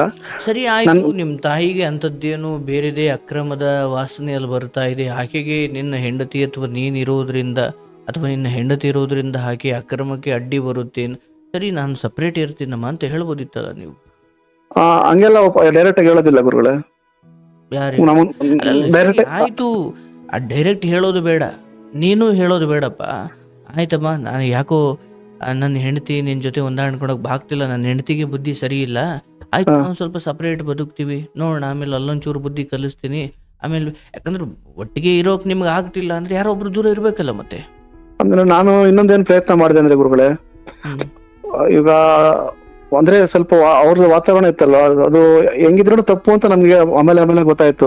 ಈಗ ಅವ್ರಿಗೂ ಬೇರೆಯವ್ರಿಗೂ ಮದ್ವೆ ಆಗಿದೆ, ಅವ್ರಿಗೂ ಮಕ್ಳು, ಅವ್ರ ಸಂಸಾರ ಇದೆಯಲ್ಲ. ಸೊ ಇದು ಯಾವ್ದು ಒಳ್ಳೇದಲ್ಲ, ಇದು ನಾವು ಮಾಡ್ತಾ ಇರೋದು ಅಂತ ಹೇಳ್ಬಿಟ್ಟು ಸ್ವಲ್ಪ ಇದ್ರಾಗ ಹೇಳಿದೆ ನಾನು, ಬೇಡ. ಅಲ್ಲ, ಅದನ್ನ ಜುಟ್ಟಿಡ್ದು ಮಗ ಕೊಡಿಬೇಕಾಗಿರೋದು ಇವಾಗಲ್ಲ. ಹೌದು ಗುರುಗಳೇ. ಮಗನಾಗಿ ನೀನೊಬ್ಬ ಅಯೋಗ್ಯ ಆಗಿದ್ದೀಯ ಆ ವಿಚಾರದಲ್ಲಿ. ಕರೆಕ್ಟ್ ಗುರುಗಳೇ. ಅದೇ ಯಾಕೆ ಒಪ್ಕೊಂತೀನಿ, ನಾನು ಒಪ್ಕೊಂಡ್ಲೇಬೇಕು. ಯಾಕಂತಂದ್ರೆ ನನ್ಗೆ ಇಲ್ಲ, ತಾಯಿ ಪ್ರೀತಿ ಗೊತ್ತಿಲ್ಲ ಅಂದ್ಬಿಟ್ಟು ನಾನು ತಾಯಿ ಅದ್ ವಿಚಾರ ಬಿಟ್ಬಿಡಪ್ಪ. ಗುರುಗಳೇ. ಯಾರೋ ಒಬ್ಳು ಬೀದಿಲಿ ಹಂಗ ನಡ್ಕೊಳ್ತಿದಾರೆ, ಅಥವಾ ಮನೇಲಿ ಆ ತಾಯಿ ಅಲ್ಲ, ಯಾರೋ ಚಿಕ್ಕಮ್ಮ ದೊಡ್ಡಮ್ಮನೇ ನಡ್ಕೊಳ್ತಾ ಇದ್ರು ಕೂಡ ಅದನ್ನು ವಿರೋಧಿಸುವ ಭಾವನೆ, ವಿರೋಧಿಸುವ ಬುದ್ಧಿ ಇಲ್ಲ. ತಾಯಿ ಬಿಟ್ಬಿಡೋಣ, ಬೇರೆ ಯಾರಾದ್ರೂ ಅಷ್ಟೇ, ಆ ವಿರೋಧ ಮಾಡುವ ಬುದ್ಧಿಯನ್ನೇ ನೀವು ತೋರಿಸಿಲ್ಲ ಅಂದಾಗ ಅದೇ ಬುದ್ಧಿ ನಿಮ್ಮ ಹೆಂಡತಿಯನ್ನ ಮನೇಲಿ ಇಟ್ಕೊಳ್ಳೋಕ್ ಬಿಡ್ತಾ, ಅಂದ್ರೆ ನಿಮ್ ತಾಯಿ ಬಿಡ್ತಾ ಇಲ್ಲ ಅಂತ ಅಲ್ಲ, ತಾಯಿ ಒಳಗಡೆ ಇರುವ ಆ ಬುದ್ಧಿ ದೈತ್ಯವಾಗಿ, ಆ ಕೆಟ್ಟ ಬುದ್ಧಿಗೆ ಒಂದು ಸ್ವಾತಂತ್ರ್ಯ ಬೇಕು. ಆ ಸ್ವಾತಂತ್ರ್ಯಕ್ಕೆ ನಿನ್ನ ಹೆಂಡತಿ ಅಡ್ಡಿ ಬರ್ತಾಳೆ ಅಂದ್ರೆ ಆಕೆನ್ ದೂರ ಇಡ್ಬೇಕಲ್ಲ. ಗುರುಗಳೇ, ನಾನು ನಮ್ಮ ತಾಯಿಗೆ ಅದೇ ನನ್ಗೆ ಬುದ್ಧಿ ಮಾತು ಹೇಳಿ ಸ್ವಲ್ಪ, ಅಂದ್ರೆ ಮದುವೆಗಿಂತ ಮುಂಚೆ ಸ್ಟಾರ್ಟಿಂಗ್ ಅಲ್ಲಿ ಸ್ವಲ್ಪ ನಾನು ಆ ಟೈಮಲ್ಲಿ ನಾನು ಎಲ್ಲ ಅವಾಯ್ಡ್ ಮಾಡಿಸ್ತಾ ಇದ್ದೆ. ಕಡೆಗಾದ್ರೂ ಹೇಳ್ದನಪ್ಪ? ಗುರುಗಳೇ, ಕಡೆಗಾದ್ರೂ ಹೇಳ್ದರ? ಗುರುಗಳೇ, ಅವ್ರ ಜೊತೆ ಇಲ್ಲ ಗುರುಗಳೇ, ಆಲ್ರೆಡಿ ಬಿಟ್ಟು 1.5 ವರ್ಷ ಆಯ್ತು ಗುರುಗಳೇ. ಇವಾಗ ನನಗೆ ಆಯ್ತು, ಅಂದ್ರೆ 3 ತಿಂಗಳಿಗೆ ಬಿಟ್ಟು ಹೋದ್ರು, ವಾಪಸ್ ಹೋದ್ರು. ಅಂದ್ರೆ ಅವ್ರು ಸಪ್ರೇಟ್ ಅವ್ರ ಜೀವನ ಅಂದ್ಬಿಟ್ಟು ಅವ್ರ ತರ ಹೋಗ್ಬಿಟ್ಟು ಗುರುಗಳೇ. ಆಮೇಲೆ ಇವರು ನನ್ನ ಮಿಸಸ್ಗೆ ಪ್ರೆಗ್ನೆಂಟ್ ಆಯ್ತು. ಪ್ರೆಗ್ನೆಂಟ್ ವಿಷಯ ನಾನು ಫೋನ್ ಮಾಡಿ ಹೇಳಿದೆ, ಅಮ್ಮ ಈ ತರ ಪ್ರೆಗ್ನೆಂಟ್ ಅಂದ್ಬಿಟ್ಟು. ಸೊ ನೋಡಕ್ ಬರ್ತೀನಿ ಅಂತಂದವರು, ಮತ್ತೆ ಅದೇ ನೋಡಕ್ ಬರ್ತೀನಿ ಅಂದ್ರೆ ಆ ಉದ್ದೇಶ ಅದೆಲ್ಲ. ಅವ್ರು ಫಸ್ಟ್ ಆಫ್ ಆಲ್ ಅವ್ರಿಗೆ ಇಷ್ಟನೇ ಇಲ್ಲ, ಮುಖ ನೋಡೋದೇ ಆಗ್ತಾ ಇಲ್ಲ ನಮ್ಮ ಮಿಸಸ್ದು. ಆತರ ಒಂದು ಮಾತು ತಿರುಗಿ ಮಾತಾಡಿದ್ದೇ ಇಲ್ಲ ಗುರುಗಳೇ. ಏನೇ ಬೈರಿ, ಏನೇ ಮಾಡ್ರಿ, ಒಂದು ಮಾತು ತಿರುಗಿ ನಮ್ಮ ಮಿಸಸ್ ನಾನು ಇದ್ರು ನಾನು ಮಾತಾಡಿದೆ ನೋಡಿಲ್ಲ, ಮಾತಾಡೋದು ಇಲ್ಲ ಬಿಡಿ. ಅದು ನಡುತ್ತದೆ ಹಂಗೆ ಗಡಗಡ ಗಡಗಡ ಅಂತ ಅಂದ್ಬಿಟ್ಟು ಆ ರೇಂಜಿಗೆ ಸೌಂಡ್ ಮಾಡೋದು, ಆ ರೇಂಜಿಗೆ ಕಿರ್ಚೋದು. ಸರಿನಪ್ಪ, ಆಯ್ತು. ಈಗ ನೀವು ನಿಮ್ಮ ಹೆಂಡತಿ ಇದ್ದೀರಿ, ತಾಯಿ ದೂರ ಇದ್ದಾರೆ. ಗುರುಗಳೇ, ಆಯ್ತು. ಸಮಸ್ಯೆ ನಂಗಿದೆ ಗುರುಗಳೇ. ನಮ್ ತಾಯಿ ಈ ತರ ದೂರ ಇದಾರಲ್ವಾ, ಇದು ಏನ್ ಪರಿಹಾರ ಗುರುಗಳೇ? ಇದು ಪರಿಹಾರ ಇಲ್ಲ. ನಾನು ಹೇಳ್ತೀನಿ, ಕೇಳಿಸ್ಕೊ. ಹೇಳಿ ಗುರುಗಳೇ. ಈಗಲೂ ನಿನ್ನ ಅದೇ ಮಮಕಾರವನ್ನ ತಂದು ನಿನ್ನ ಮನೆ ಹಾಳು ಮಾಡ್ಕೊಳ್ಬೇಡ. ಆ ತಾಯಿ ಯಾವಾಗ ಬಿದ್ದು ಒಂದು ಲೋಟ ನೀರು ಎತ್ಕೊಂಡು ಕುಡಿಯೋಕೆ ಆಗದೆ ಇರೋ ಸ್ಥಿತಿಗೆ ಬಂದು ತನ್ನ ಬುದ್ಧಿ ಬರ್ತದಲ್ಲ, ಅವಾಗ ಆಕೆ ಬರಲಿ, ಆಗ ನೀನು ನೋಡ್ಕೋ. ಸದ್ಯಕ್ಕೆ ನೀನು ಬಲವಂತವಾಗಿ ಕರ್ಕೊಂಡು ಬರೋ ಯಾವ ಪ್ರಯತ್ನವೂ ನಿನ್ನಿಂದ ಆಗಬಾರ್ದು. ಅಂದ್ರೂ 2-3 ಸರಿ ಮಾಡಿದೆ ಗುರುಗಳೇ. ಕಾಲ್ ಹಿಡ್ಕೊಂಡು ಸರಿ ಆಗೋಲ್ಲಮ್ಮ, ನಿನ್ಗೆ ಜೀವನ ಅಲ್ಲ ಇದು, ನೀನ್ ಮಾಡ್ತಾರ ತಪ್ಪು. ಹೇಳಿ ಗುರುಗಳೇ. ನಿಂದ ನೀನು ಹೇಳ್ತಿ, ಆಯ್ತು ಹೋಗು, ಮಾಡ್ಕೋ ಹೋಗು. ಇಲ್ಲ, ಹೇಳಿ ಗುರುಗಳೇ. ಒಂದು ಇಡೀ ಸಮಾಜದ ಕಟ್ಟುಪಾಡಿಗೆ ಅಡ್ಡ ಬಂದಿದ್ದೀರಲ್ಲೋ ನೀವೆಲ್ಲ. ಆಯ್ತು, ನಿನ್ನ ಹೆಂಡತಿನೂ ಆ ಬುದ್ಧಿ ಕಲೀಲಿ. ಹೇಳ, ಹಾಕ್ಲ, ಆಶೀರ್ವಾದ ಮಾಡ್ಲಾ? ಬೇಡ ಗುರುಗಳೇ, ನಾನು ವಿರೋಧ ವ್ಯಕ್ತಪಡಿಸಿದ್ದೀನಿ. ನಾನು ವಿರೋಧ ಮಾಡಿದಕ್ಕೆ ಗುರುಗಳೇ ನಮ್ಮ ತಾಯಿ ದೂರ ಹೋಗಿದ್ದು. ಇವಾಗ ಬರ್ತಾ ಇರೋ ಬುದ್ಧಿ ಇದೆಯಲ್ಲ ಇದು, ಅಯ್ಯೋ ಈಗ ಒಂದು ಮಾಡ್ಬೇಕು, ಏನು ಮಾಡ್ಬೇಕು, ಏನು ಮಾಡಬೇಡ. ನೀನು ಏನು ಮಾಡಿದ್ರು ಕೂಡ, ನೀನೇನು ತಿಪ್ಪುರ್ಲಾಗ ಹಾಕಿದ್ರು ಅದರ ಹೃದಯದಲ್ಲಿ ಅದರ ಜೀವ ಸ್ವಭಾವ ಅಂತ ಒಂದಿದೆ. ಅರ್ಥ ಆಯ್ತಲ್ಲಪ್ಪ? ನಿನ್ನ ಅಮ್ಮ ಹಿಡಿದು ಕಪಾಳಕ್ಕೆ ಕೊಡಿದ್ರು ಒಂದು ಮಾತು ಮರು ಮಾತಾಡದೇ ಇರೋದು ನಿನ್ನ ಹೆಂಡತಿದೊಂದು ಹೇಗೆ ಜೀವ ಸ್ವಭಾವನೋ ಹಾಗೆ ಸುಖದ ಬುದ್ಧಿ, ಇಂದ್ರಿಯಗಳ ಸುಖ ಅಥವಾ ಹೊರಗಿನ ಪರಪುರುಷನ ವಿಚಾರ ಅದು ಯಾವುದು ಇವತ್ತು ಬಂದಿರೋದಲ್ಲ. ನೀನು ಹಿಂಗೆ ಅಂದ ತಕ್ಷಣ ಅದು ಸರಿ ಹೋಗ್ಲಿಕ್ಕೆ ಬಹಳ ಹಿಂದೆಯಿಂದ ಇದೆ, ಹೌದಲ್ಲ? ಖಂಡಿತ ಗುರುಗಳೇ. ಅದನ್ನ ಈಗ ನೀನು ಸರಿ ಮಾಡ್ಲಿಕ್ಕೆ ಆಗಲ್ಲ. ಅರ್ಥ ಮಾಡ್ಕೊಳ್ಳಪ್ಪ. ನೀನು ಹೇಗೆ ನೀನು ಹೆಂಡತಿ ಜೊತೆ ನೆಮ್ಮದಿಯಾಗಿ ಬದುಕ್ತಾ ಇದೆಯಲ್ಲ, ಸುಮ್ಮನೆ ಬದುಕು. ತಾಯಿ ಮೇಲಿನ ಪ್ರೀತಿ, ತಾಯಿ ಮೇಲಿನ ಅಕ್ಕರೆ ಅದು ಯಾವಾಗ ಚಂದ ಅಂದರೆ, ಆಕೆ ನನ್ನ ವಯಸ್ಸೇನು, ನಾನಿರಬೇಕಾದ ರೀತಿ ಏನು, ಯಾರು ಗಂಡ ಇದ್ದು ಮಗನ ಹಾಸ್ಲಿಕ್ಕೆ ಕಳಿಸಿ ಯಾವನ ಜೊತೆನೂ ಹೋಗ್ತಾನೆ ಅಂದರೆ, ಅರೇ ಈಗ ನಮ್ಮ ರಾಮಾಯಣದಲ್ಲಿ ಆ ಕೌಸಲ್ಯ ಮಗನಾದಂಥ ಶ್ರೀರಾಮಚಂದ್ರನನ್ನ ಈ ಯಾರು ಕೈಕೆ ಕಾಡಿ ಕಳಿಸ್ಬಿಟ್ಲು. ಅಯ್ಯೋ ನನ್ನ ಮಗ ಭರತ ರಾಜ ಆಗಬೇಕು ಅಂತ ಹಳೆ ಯಾವುದೋ ವರವನ್ನ ಈ ಸಮಯ ನೋಡಿಕೊಂಡು ಬೇಡಬಿಟ್ಲು. ದಶರಥನಿಗೆ ಬೇರೆ ವಿಧಿ ಇಲ್ಲ. ಭರತ ಅಜ್ಜಿ ಮನೆಗೆ ಹೋಗಿರ್ತಾನ ಮಗ. ರಾಮನನ್ನ ಕಾಡಿಗೆ ಕಳಿಸುವ ಸಮಯದಲ್ಲಿ ಈ ಭರತ ಇರ್ಲಿಕ್ಕಿಲ್ಲ. ಸ್ವಂತ ತಾಯಿ ಅದು ಕೂಡ ನನ್ನ ಮಗ ಚೆನ್ನಾಗಿರ್ಲಿ ಅಂತ ರಾಮನನ್ನ ಅಂದರೆ ಸವತಿಯ ಮಗನನ್ನ ಕಾಡಿ ಕಳಿಸಿದ್ಲು. ಈ ವಿಷಯ ಗೊತ್ತಾದ ತಕ್ಷಣ ಭರತ ಬರ್ತಾನೆ, ಬಂದು ತಾಯಿಯನ್ನ ಕೊಲ್ಲುವ ಪ್ರಯತ್ನ ಅವನು ಮಾಡ್ತಾನೆ. ತಾಯಿಯನ್ನು ಎಷ್ಟು ಕೆಟ್ಟದಾಗಿ ನಿಂದಿಸ್ತಾನೆ ಅಂದರೆ, ನನ್ನ ಅಣ್ಣ ಶ್ರೀರಾಮಚಂದ್ರನನ್ನ ಕಾಡಿಗೆ ಕಳಿಸಿ ನಿನ್ನ ಮಗನಾದ ಭರತ ಅಂದರೆ ನನಗೆ ಪಟ್ಟ ಕಟ್ಟುವ ನಿನ್ನ ಈ ಸ್ವಾರ್ಥ ಬುದ್ಧಿ ಒಬ್ಬ ತಾಯಿಯಾಗ ನಿನಗೆ ಸರಿ ಇರ್ಬೋದು, ಆದರೆ ಧರ್ಮದ ದೃಷ್ಟಿಯಿಂದ ನೋಡಿದಾಗ ನೀನು ಪಾಪಿಯಾಗಿದ್ದೀಯ, ನಿನ್ನನ್ನು ನಾನು ಈಗಲೇ ಕೊಂದುಬಿಡ್ತೀನಿ ಎಂದಾಗ ಆ ಕೌಸಲ್ಯೆ ತಡೀತಾಳೆ. ಅಂದರೆ ತಾಯಿ ಆಗಿರ್ಬೋದು, ಆದರೆ ಧರ್ಮಕ್ಕೆ ವಿರುದ್ಧವಾಗಿ ಹೋದಾಳೆ ಎಂದಾಗ ಲಕ್ಷ್ಮಣನ ರೀತಿ ವಿರೋಧಿಸುವ ಬುದ್ಧಿ ಬರಬೇಕು ನಮಗೆ. ನೀವೇನು ಹೇಳಿದ್ರಿ, ಯಾಕೆ ವಿರೋಧಿಸಲಿಲ್ಲ? ಅಯ್ಯೋ ನನಗೆ ಅವಾಗ ಶಕ್ತಿ ಇರಲಿಲ್ಲ. ಅರೇ, ಇಂಥ ಕೆಟ್ಟದ್ದನ್ನು ಅರ್ಥ ಮಾಡ್ಕೊ, ಅಂಗನವಾಡಿ ಹುಡುಗಂಗೂ ಅರ್ಥವಾಗದೇ ಇರೋದೇನಲ್ಲ. ಬಟ್ ನಾವು ನಮ್ಮ ಸೇಫ್ ಝೋನ್ ನೋಡ್ಕೊಳ್ಳಿಕ್ಕೆ ಹೋಗಿ ಕೆಟ್ಟದ್ದನ್ನು ವಿರೋಧ. ಈಗ ಹೊರಗಡೆ ಯಾರೋ ಜಗಳ ಮಾಡ್ತಾವ್ರೆ, ಪಾಪ ಯಾರೋ ಅಮಾಯಕನಿಗೆ ಹಿಡ್ಕೊಂಡು ಹೊಡಿತಾವ್ರೆ, ನಮಗದು ಗೊತ್ತು ಕೆಟ್ಟದ್ದು, ಅದು ತಪ್ಪು ಪಾಪ ಅಂತ. ಬಟ್ ನಾವ್ಯಾಕೆ ಸುಮ್ಮನೆ ರಿಸ್ಕ್ ತಗೊಳ್ಬೇಕು ಅಂತ ಸುಮ್ಮನೆ ಬಂದ್ಬಿಡ್ತೀವಿ. ಅಂದರೆ ನಮ್ಮ ಬುಡಕ್ಕೆ ಬರೋವರೆಗೂ ಅದು ನಮಗೆ ಗೊತ್ತಾಗಲ್ಲ. ಒಬ್ಬ ತಾಯಿಯ ವಿಚಾರದಲ್ಲಿ ನಿನಗೇನೇ ಬಡತನ ಇರ್ಬೋದು, ನಿನಗೇನೋ ಓದೋ ಆಸೆ ಇರ್ಬೋದು, ಅಥವಾ ನಿಮಗೆ ಇಡೀ ಸಮಾಜ, ಇಡೀ ನಿನ್ನ ಮನೆಯವರು ಎಲ್ಲರೂ ನಿನಗೆ ದ್ರೋಹ ಮಾಡಿರ್ಬೋದು, ಆದರೆ ಇಂಥ ಎತ್ತ ತಾಯಿ ಈ ದಾರಿಯಲ್ಲಿ ಹೋದಾಗ ನನ್ನ ಬದುಕು ಇವತ್ತೇ ಮುಗ್ದೋದ್ರೂ ಪರವಾಗಿಲ್ಲ, ಇದನ್ನು ವಿರೋಧಿಸಿ ನಾನು ಸಾಯ್ತೀನಿ ಅನ್ಬೇಕಿತ್ತಲ್ವ ನಾನು? ಒಬ್ಬ ಮಗನಾಗಿ ನೀವು ಅವತ್ತು ಆ ರೀತಿ ಎಚ್ಚೆತ್ಕೊಂಡಿದ್ರೆ ಇವತ್ತು ಈ ರೋಗ, ಅಕ್ರಮದ ರೋಗವನ್ನು ಅಂಟಿಸ್ಕೊಂಡ ತಾಯಿ ನಿಮ್ಮ ಜೊತೆ ಇರ್ತಿರ್ಲಿಲ್ಲ. ತಾಯಿ ಇರ್ತಿದ್ಲು, ಬಟ್ ಈ ರೋಗ ಇರ್ತಿರ್ಲಿಲ್ಲ. ಹೌದಲ್ಲ? ಖಂಡಿತ ಗುರುಗಳ. ಯಾವಾಗ ಅದರ ಮೊಳಕೆಯಲ್ಲಿ ಔಷಧಿ ಹಾಕುವುದನ್ನು ನೀವು ನಿಲ್ಲಿಸಿದ್ದೀರಿ, ಇವತ್ತು ದೈತ್ಯವಾಗಿದೆ, ಮತ್ತು ನೀವು ಹೇಳ್ತಿದ್ದೀರಿ ನಿಮ್ಮ ಹೆಂಡತಿ ಜೊತೆ ಯೋಗ್ಯವಾಗಿ ನಡ್ಕೊಳ್ಳಿಲ್ಲ ಅಂತ. ಹೇಗೆ ನಡ್ಕೊಳ್ಳುತ್ತೆ? ಅರ್ಥಾತ್ ಒಂದು ಇವತ್ತಿನ ಕಾಲ ಹೇಗಿದೆ ಅಂದರೆ, ಯಾವುದೋ ವೇಶ್ಯೆಯನ್ನು ಮನೆಗೆ ಕರ್ಕೊಂಡು ಬರಬೇಕು, ಆ ವೇಶ್ಯೆ ಮನೆಗೆ ಬಂದಾಗ ತಾಯಿ ತಂದೆಯರು ಯಾಕೋ ಅಡ್ಡಿ ಬರ್ತಾರೆ ಅಂದರೆ, ಆ 5 ನಿಮಿಷದ ಸುಖಕ್ಕೋಸ್ಕರ ತಾಯಿ ತಂದೆಯನ್ನು ಕೊಲ್ಲೋ ಮಟ್ಟಕ್ಕಿದೆಯಲ್ಲಪ್ಪ ಇವತ್ತು. ಕೇವಲ 5 ನಿಮಿಷದ ಸುಖಕ್ಕೆ ಇವತ್ತು ನಿನ್ನಮ್ಮ ಮಾಡಿರೋದು ಅದೇ ಅಲ್ವಾ? ನೀನು ಹೇಳ್ತಾ ಇದೀಯ, ಅಂದಾಜು ಮಾಡ್ತಾ ಇದೀಯ ನೀನು. ಹೌದು, ಅಂಥದ್ದೊಂದು ಕೆಟ್ಟ ಸಂಬಂಧ ಇತ್ತು, ಬಹುಶಃ ಆ ಕಾರಣಕ್ಕೇನು ನನ್ನ ಹೆಂಡತಿಯನ್ನು ತವ್ರ ಮನೆಗೆ ಕಳಿಸ್ಲಿಕ್ಕೆ ನೋಡ್ತಿದ್ರು. ಬಹುಶಃ ಅಲ್ಲ, ಖಾತ್ರಿಯಾಗಿಯೂ ಅದು ಅದೇ ಆಗಿತ್ತು. ಅದು ನಿಜಕ್ಕೆ 100% ನಂಗೆ ಗೊತ್ತಿವ ಗುರುಗಳೇ. ಆದರೂ ನಿನ್ನ ಹೆಂಡತಿಗೆ ನೀನವತ್ತು ಹೊಡೆದಲ್ಲಪ್ಪ, ಅಥವಾ ಇವರೆಲ್ಲ ಸೇರ್ಕೊಂಡು ಹೊಡೆದ್ರಲ್ಲಪ್ಪ, ಅದಕ್ಕೊಂದು ಕಣ್ಣೀರು, ನಿನ್ನ ತಾಯಿ ಕಣ್ಣೀರು ಅದು ಅಕ್ರಮದ ಕಣ್ಣೀರು. ಆದರೆ ನಿನ್ನ ಹೆಂಡತಿಯ ಕಣ್ಣೀರು ಇದೆಯಲ್ಲ, ನಿನ್ನ ತಾಯಿಗೆ ವಯಸ್ಸಾಗಿರಬಹುದು, ಬಟ್ ಕಣ್ಣೀರು, ಧರ್ಮದಲ್ಲಿರುವವರ ಕಣ್ಣೀರು ಸುಟ್ಟಾಕ್ಬಿಡುತ್ತೆ. ಇಲ್ಲ ಗುರು, ಇಲ್ಲ ಅದೇ ಅದೆಲ್ಲ ಸ್ವಲ್ಪ ದೂರ. ನಿನ್ನ ಹೆಂಡತಿ ನಿನಗೆ ತಾಯಿ ತಂದೆ ಬಂಧು ಬಳಗ ಎಲ್ಲವೂ. ಯಾಕಂದ್ರೆ ಇಷ್ಟೆಲ್ಲ ಆದ್ಮೇಲೂ ಇನ್ನೂ ಅನುಸರಿಸ್ಕೊಂಡಿದಾರಲ್ಲಪ್ಪ ನಿನ್ ಜೊತೆ. 2ನೇ ಸಂಬಂಧ, ನನ್ಗೆ 2 ಮದುವೆ ಆಗಿದ್ದಾವೆ ಅಂತ ಏನು ಸಾಧನೆ ಮಾಡಿದ ರೀತಿಯಲ್ಲಿ ನಿಮ್ಮ ತಾಯಿ ಹೇಳ್ಕೊಂಡ್ರಲ್ಲ, ಎಂಥವಳ ಜೊತೆ ನಾನಿರಲ್ಲ, ಬರಂಗಿದ್ರೆ ಬಾ, ಇಲ್ಲಾಂದ್ರೆ ನೀನು ನನಗೆ ಬೇಡ ಅಂತ ಬಿಟ್ಟು ಹೋಗ್ಬೋದಿತ್ತಲ್ಲ ಹೆಂಡತಿ. ನಿನಗೆ ಭಗವಂತ ಅವತ್ತಿನಿಂದ ಇಂಥ ದುಃಖವನ್ನು ಕೊಟ್ಕೊಂಡು ಬಂದು, ಬಾಲ್ಯದಲ್ಲಿ ಅಷ್ಟೆಲ್ಲ ನೋವು ಅನುಭವಿಸ್ಕೊಂಡು ಬಂದು ಒಳ್ಳೆ ಜೀವನ ಸಂಗಾತಿ ಕೊಟ್ಟಾಗ, ನೀವು ತಾಯಿ ಮತ್ತು ಜೀವನ ಸಂಗಾತಿ ಅಂತ ಬಂದಾಗ ಇಬ್ಬರೂ ಮುಖ್ಯರಲ್ಲ ಧರ್ಮದ ಮುಂದೆ.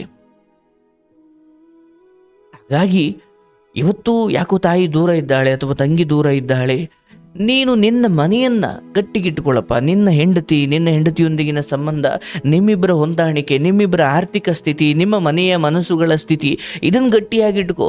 ತಾಯಿಯನ್ನ ಈಗ ನೀನಾಗಿ ಕರ್ಕೊಂಬರ್ಲಿಕ್ಕೆ ಹೋದೆ ಮತ್ತೆ ನಿನ್ನ ಹೆಂಡತಿಗೆ ನೀನು ನೋವು ಕೊಡಬೇಕಾಗುತ್ತೆ. ನಿನ್ನ ಹೆಂಡತಿಗೆ ನಿನ್ನ ಅಥವಾ ನಿನ್ನ ಅಮ್ಮನನ್ನು ಕರ್ಕೊಂಡು ಬರೋದು ಇಷ್ಟ ಇಲ್ಲ ಅಂತ ಅಲ್ಲ, ಬಟ್ ನಿನ್ನ ಹೆಂಡತಿ ಒಪ್ಪಬಹುದು. ಬಟ್ ಆ ಬರ್ತಾರಲ್ಲ, ಆಕೆ ಬುದ್ಧಿ ಇನ್ನೂ ಹೋಗಿಲ್ಲ, ಹೋಗೋ ಲಕ್ಷಣ ಒಂದು ಕಾಣಿಸ್ತಾ ಇಲ್ಲ. ನಾನು ಒಂದ್ ಮಾತು ಹೇಳಿದ್ದೆ ಗುರುಗಳೇ ನನ್ನ ತಂಗಿ ಹತ್ರ. ಅಂದ್ರೆ ಯಾವಾಗ ನನ್ನ ತಂಗಿ ಹತ್ರ ನಮ್ಮಮ್ಮ ಊರಲ್ಲಿ ನಮ್ಮ ಮನೆ ಇದೆ ಒಂದು, ಆ ಮನೆ ಒಂದು ಲೀಸ್ ಕೊಟ್ಟಿದೀವಿ. ಆ ಲೀಸ್ ಕೊಟ್ಟಿದ್ರೆ ಏನಿದೆ ನಾನು ಬಿಡಿಸ್ಕೊಡ್ತೀನಿ, ನಮ್ಮ ಅಮ್ಮನಿಗೆ ಏನ್ ಬೇಕೋ ನಾನು ವ್ಯವಸ್ಥೆ ಮಾಡ್ಕೊಂತೀನಿ, ಅಮ್ಮಗ್ ನಾನು ವ್ಯವಸ್ಥೆ ಮಾಡ್ಕೊಡ್ತೀನಿ, ಅಮ್ಮ ಊರಲ್ಲಿ ಇರ್ಲಿ, ಬೇಕಾದ್ರೆ ಆರಾಮಾಗಿ ನಾನು ಅಲ್ಲೇ ವ್ಯವಸ್ಥೆ ಮಾಡ್ಕೊಡ್ತೀನಿ ಅಂತ ಯಾಕೆ ನನ್ ಮನೇಲಿ ಬಂತು ಅಂತಂದ್ರೆ ಗುರುಗಳೇ, ಎಂತೆಂತ ಮಾತಂದ್ರೆ ದೇವರನೆಗೂ ಮಾತಿಗೆ ಮುಂಚೆ ಸೂಳೆ ಅನ್ನೋ ಪದ ಬಳಸ್ತಾ ಇದ್ರೆ ಗುರುಗಳೇ, ನಾನು ಅದನ್ನ ಖಂಡಿಸ್ತಾ ಇದ್ದೆ. ನನ್ನ ಹೆಂಡತಿಗೆ ಗುರುಗಳೇ, ಹೆಂಡತಿಗೆ ಯಾಕೆ ಈ ತರ ಮಾತಾಡ್ತಿದ್ಯಮ್ಮ, ಹಂಗೆಲ್ಲ ಮಾತಾಡ್ಬೇಡ ಅಂತ ಹೇಳ್ಬಿಟ್ಟು ಅದಕ್ಕೆ ತುಂಬಾ ಅಪೋಸ್ ಮಾಡ್ತಾ ಇದ್ದೆ. ಜೊತೆಗೆ ಇನ್ನೊಂದು ಗುರುಗಳೇ, ಜಾತಿ ಬಗ್ಗೆ ಸ್ವಲ್ಪ ಗೊತ್ತಾಯ್ತು, ಜಾತಿ ಯಾವ್ದೋ ಒಂದು ಗೊತ್ತಾಯ್ತು. ಆ ಪದ ಬಳಕೆನು ಬಳಸಕ್ ಶುರು ಮಾಡಿದ್ರು ಗುರುಗಳೇ. ನನಗೆ ಇಲ್ದಿದ್ದ ಸಿಟ್ಟೆಲ್ಲ ಅವಾಗ ಬಂದ್ಬಿಡ್ತು ಗುರುಗಳೇ. ಅವಾಗ ತುಂಬಾ ಕೋಪ ಬಂದ್ಬಿಡ್ತು. ಆ ಟೈಮಲ್ಲಿ ನಾನು ಬೇರೆ ಯಾವ್ದಾರ ನಾನು ಹೊರಗಾಕಿಲ್ಲ ಕೋಪನ. ನನ್ನ ತಂಗಿ ಹತ್ರ ಇದು ನಾನು ಹೇಳಕ್ ಬಂದೆ, ಏನಂತ, ಈ ತರ ಅಮ್ಮ ನಾನು ಈ ತರ ಎಲ್ಲ ಅಮ್ಮ ಸ್ವಲ್ಪ ಹೊಂದ್ಕೊಂತ ಇಲ್ಲ. ಅವ್ರು ಆಲ್ರೆಡಿ 2-3 ಸರಿ ಊರ್ಗ್ ಹೋಗಿದ್ದು ಬಂದಿದ್ದೆಲ್ಲ ಆಗಿತ್ತು. ಅಷ್ಟೊತ್ತಿಗೆ ನಾನು ಇರೋದೆಲ್ಲ ನನ್ನ ಕೈಲಿ ಇರಕ್ಕಾಗೋದಿಲ್ಲಪ್ಪ, ಅಯ್ಯೋ ಅನ್ಕೊಂಡು ದೊಡ್ಡ ಏನೋ ಏನಿಲ್ಲ ಅಲ್ಲಿ. ಫಸ್ಟ್ ಆಫ್ ಆಲ್ ಎಲ್ಲ ಅವರೇ ಹೊಡಿಯೋದು, ಅವರೇ ಬೈಯೋದು, ಅವರೇ ಮಾಡ್ತಾ ಇರೋದು. ಆದ್ರೂ ಬಿಡು ಈಗ ಎಲ್ಲ ಹೇಳಾಯ್ತು. ಈಗ ಅಂತಿಮ ತೀರ್ಪನ್ನ ನನ್ನ ಕಡೆಯಿಂದ, ನನ್ನ ಅರಿವಿನಿಂದ, ನನ್ನ ಶಕ್ತಿಯಿಂದ ಹೇಳಿದ್ರೆ, ನೀನು ಆಕೆಯನ್ನ ನಿನ್ನ ಊರಲ್ಲಿ ಇಡ್ತೀಯೋ ಚಂದ್ರಗ್ರಹದಲ್ಲಿ ಇಡ್ತೀಯೋ ಗೊತ್ತಿಲ್ಲ. ನಿನ್ನ ಹೆಂಡತಿ ಹತ್ರ ಕರಿಬೇಡ ಸದ್ಯಕ್ಕೆ. ನೀನು ಎಲ್ಲಿಕ್ಕಿ ಎಲ್ಲ ಸವಲತ್ತನ್ನು ಮಾಡಿಕೊಡ್ತೀಯೋ ಒಬ್ಬ ಮಗನಾಗಿ ನಿನ್ನ ಕರ್ಮ ನೀನು ಮಾಡು. ಅರ್ಥ ಆಯ್ತಲ್ಲ? ಜಾತಿ ಹೀನಳು ಅಂದ್ರೆ ಹುಟ್ಟಿದ ಮನೆಯಿಂದ ಜಾತಿ ನಿರ್ಧಾರವಾಗಲ್ಲ, ಒಳಗಿನ ಈ ಕಸದ ಕೆಟ್ಟ ಅಕ್ರಮ ಬುದ್ಧಿಯಿಂದ ಹೀನ ಜಾತಿಯವಳಾಗ್ತಾಳೆ. ಹುಟ್ಟಿನ ಮನೆಯಿಂದ ಈ ಜಾತಿ ಹುಟ್ಟಿನಿಂದ ಬರೋದಲ್ಲ, ಅದು ಬುದ್ಧಿಯಿಂದ ಬರೋದು. ಅರ್ಥ ಆಯ್ತಲ್ಲ? ನನಗೆ ಇಷ್ಟನೇ ಆಗೋದಿಲ್ಲ ಗುರುಗಳೇ ಅದು ಮಾತಾಡಿದ್ದು. ಸ್ವಲ್ಪ ಅಪೋಸ್ ಮಾಡಿದೆ ಗುರುಗಳೇ. ಜಾತಿ ವ್ಯವಸ್ಥೆ ಬಂದಿದ್ದು ಗುಣದ ಸ್ವಭಾವದ ಮೇಲೆ. ನಿನ್ನ ತಾಯಿಯ ಗುಣ ಇದೆಯಲ್ಲ, ಅಂಥವ್ರು ಹೀನ ಜಾತಿ. ಇವತ್ತದೇನಾಗ್ಬಿಟ್ಟಿದೆ, ಏನ್ ದಲಿತರ ಮನೆಯಲ್ಲಿ ಹುಟ್ಟಿದವರು, ಇಲ್ಲಿಂದ ಜಾತಿ ಹುಟ್ಟಿನಿಂದ ಬರಬಾರ್ದು. ಅದು ಬ್ರಾಹ್ಮಣರ ಮನೆಯಲ್ಲಿ ಹುಟ್ಟಿದ ಒಬ್ಬ ನೀಚ, ಅವನು ನೀಚ ಜಾತಿ. ಖಂಡಿತ ಗುರು, ನಾನು ನಂಬ್ತೀನಿ ಗುರುಗಳೇ. ನಿನ್ನ ತಾಯಿ ಜಾತಿ ನಿನ್ನ ಹೆಂಡತಿದಲ್ಲ ಕೆಟ್ಟದ್ದು. ನೋಡಪ್ಪ, ನಿನ್ನ ದೊಡ್ಡತನ ಅಂದರೆ ಜಾತಿ ಇದೆಲ್ಲವನ್ನು ಮೀರಿ ಸಂಬಂಧವನ್ನು ಕುದುರಿಸಿ ಆ ಹೆಣ್ಮಗಳನ್ನು ಕಾಪಾಡಿಕೊಂಡಿದ್ದೀಯ, ಮದುವೆ ಆಗಿದ್ದೀಯ. ಆಕೆನೂ ನಿನ್ನ ಬದುಕಿಗೆ ಒಂದು ಬೆಳಕಾಗಿದ್ದಾಳೆ. ಆಕೆ ಸಹಿಸ್ಕೊಡ್ತಾಳೆ ಅನ್ನೋ ಮಾತ್ರಕ್ಕೆ ನಿನ್ನ ತಾಯಿಯ ಮೇಲಿನ ಮೋಹದಿಂದ ನೀನು ಇನ್ನೂ ಇಲ್ಲ ಗುರುಗಳೇ. ಅಂದ್ರೆ ಸ್ವಲ್ಪ ದಿನ ನನಗೆ ಅದು ನನ್ಗೆ ಕೊರಗ್ತಾ ಇತ್ತು ಗುರುಗಳೇ. ಹಿಂಗಾಗೋಯ್ತಲ್ಲ, ಅಂದ್ರೆ ಇಷ್ಟು ನಾನು ತಾಯಿ ಅಂತ ಅಂದ್ಬಿಟ್ಟು ನಾನು ಏನೇ ಒಂದ್ ಸಮಾಧಾನ ಮಾಡ್ಕೊಂಡು ಹೊಂದ್ಕೊಂಡು ಹೋಗ್ತಾ ಇದ್ರು, ಈ ಕ್ಷಣದಲ್ಲಿ ಕೂಡ ಸ್ವಲ್ಪನೂ ನನಗೆ ಸಪೋರ್ಟ್ ಅನ್ನೋದು ಏನಾದ್ರು ಅಂದ್ರೆ ಗುರುಗಳೇ, ಇದಕ್ಕೆ ಇನ್ನೊಂದು ಕಾರಣ ಇದೆ ಗುರುಗಳೇ. ಪ್ರೆಗ್ನೆಂಟ್ ಅಂತ ಹೇಳಿದೆ ಅಲ್ವಾ, ಆ ಪ್ರೆಗ್ನೆಂಟ್ ಆದಾಗ ನಮ್ಮ ರಿಸರ್ಚ್ಗೆ ನೋಡಿ ಬಂದವರು ಒಂದ್ ಲೋಟ ನೀರು ಕುಡ್ದಿಲ್ಲ. ಅವತ್ತು ನಿಂತಿರೋ ನಮ್ಮ ಹೆಂಡತಿ ಕೂತ್ಕೊಂಡಿದ್ದಕ್ಕೆ ಅದಕ್ಕೂ ಸ್ವಲ್ಪ ಹೈ ಡ್ರಾಮಾ ಮಾಡಿದ್ರು. ಓಕೆ, ಅದು ಪರವಾಗಿಲ್ಲ. ಅವತ್ತು ನೀರು ಕುಡಿದಿರೋ ವಾಪಸ್ ಹೋದ್ರು ನನ್ನ ತಂಗಿ ನಮ್ಮಮ್ಮ, ಅದು ಬೇಜಾರಿಲ್ಲ. ನೀನ್ ಇಂಥ ಕಥೆಗಳ ಸರಣಿ 100 ಹೇಳಿದ್ರು ನನ್ನ ನಿರ್ಧಾರ.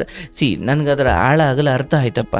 ಇಷ್ಟು ಮಾತ್ರ ಹೇಳ್ತೀನಿ, ನಿನಗೆ ನಿನ್ನ ಹೆಂಡತಿ ನಾನು ಶಪಿಸ್ತಾ ಇಲ್ಲ, ಬಟ್ ಒಂದು ಸ್ಪಷ್ಟತೆ ಕೊಡ್ತಾ ಇದ್ದೀನಿ.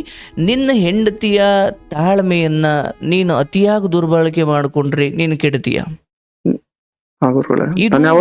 ಇದು ಕೇಳಿಸ್ಕೋ, ಇದು ನೀನು ಇಲ್ಲಿವರೆಗೂ ಅಂತ ಚಿಕ್ಕ ಸೂಚನೆಯನ್ನು ಕಂಡಿಲ್ಲದೆ ಇರ್ಬೋದು, ಬಟ್ ಸಡನ್ ಎಲ್ಲ ರೊಚ್ಚಿಗೆಳ್ಲಿಕ್ಕೆ 1-5 ನಿಮಿಷ ಸಾಕಪ್ಪ. ಅಯ್ಯೋ, ನನ್ನ ಹೆಂಡತಿ ಇಷ್ಟು ವರ್ಷ ಸಹಿಸ್ಕೊಂಡು ಬಂದವಳು ಯಾಕೆ ಒಂದೇ ದಿವಸಕ್ಕೆ ಇಂಥ ನಿರ್ಧಾರ ತಗೊಂಡ್ಬಿಟ್ಲು ಅಂತೀಯ ಆಮೇಲೆ ನೀನು. ಯಾಕಂದ್ರೆ ಹಾಗೆ ರುದ್ರ ರೂಪ ತಗೊಳ್ಳಿಕ್ಕೆ ಧರ್ಮದಲ್ಲಿರೋರಿಗೆ ತುಂಬಾ ಹೊತ್ತು ಬೇಕಿಲ್ಲ. ಮತ್ತೆ ಧರ್ಮದಲ್ಲಿರುವವರು ಕೋಪವನ್ನ ನೀನು ಅರ್ಗಿಸ್ಕೊಳ್ಳಿಕ್ಕೂ ಆಗಲ್ಲ.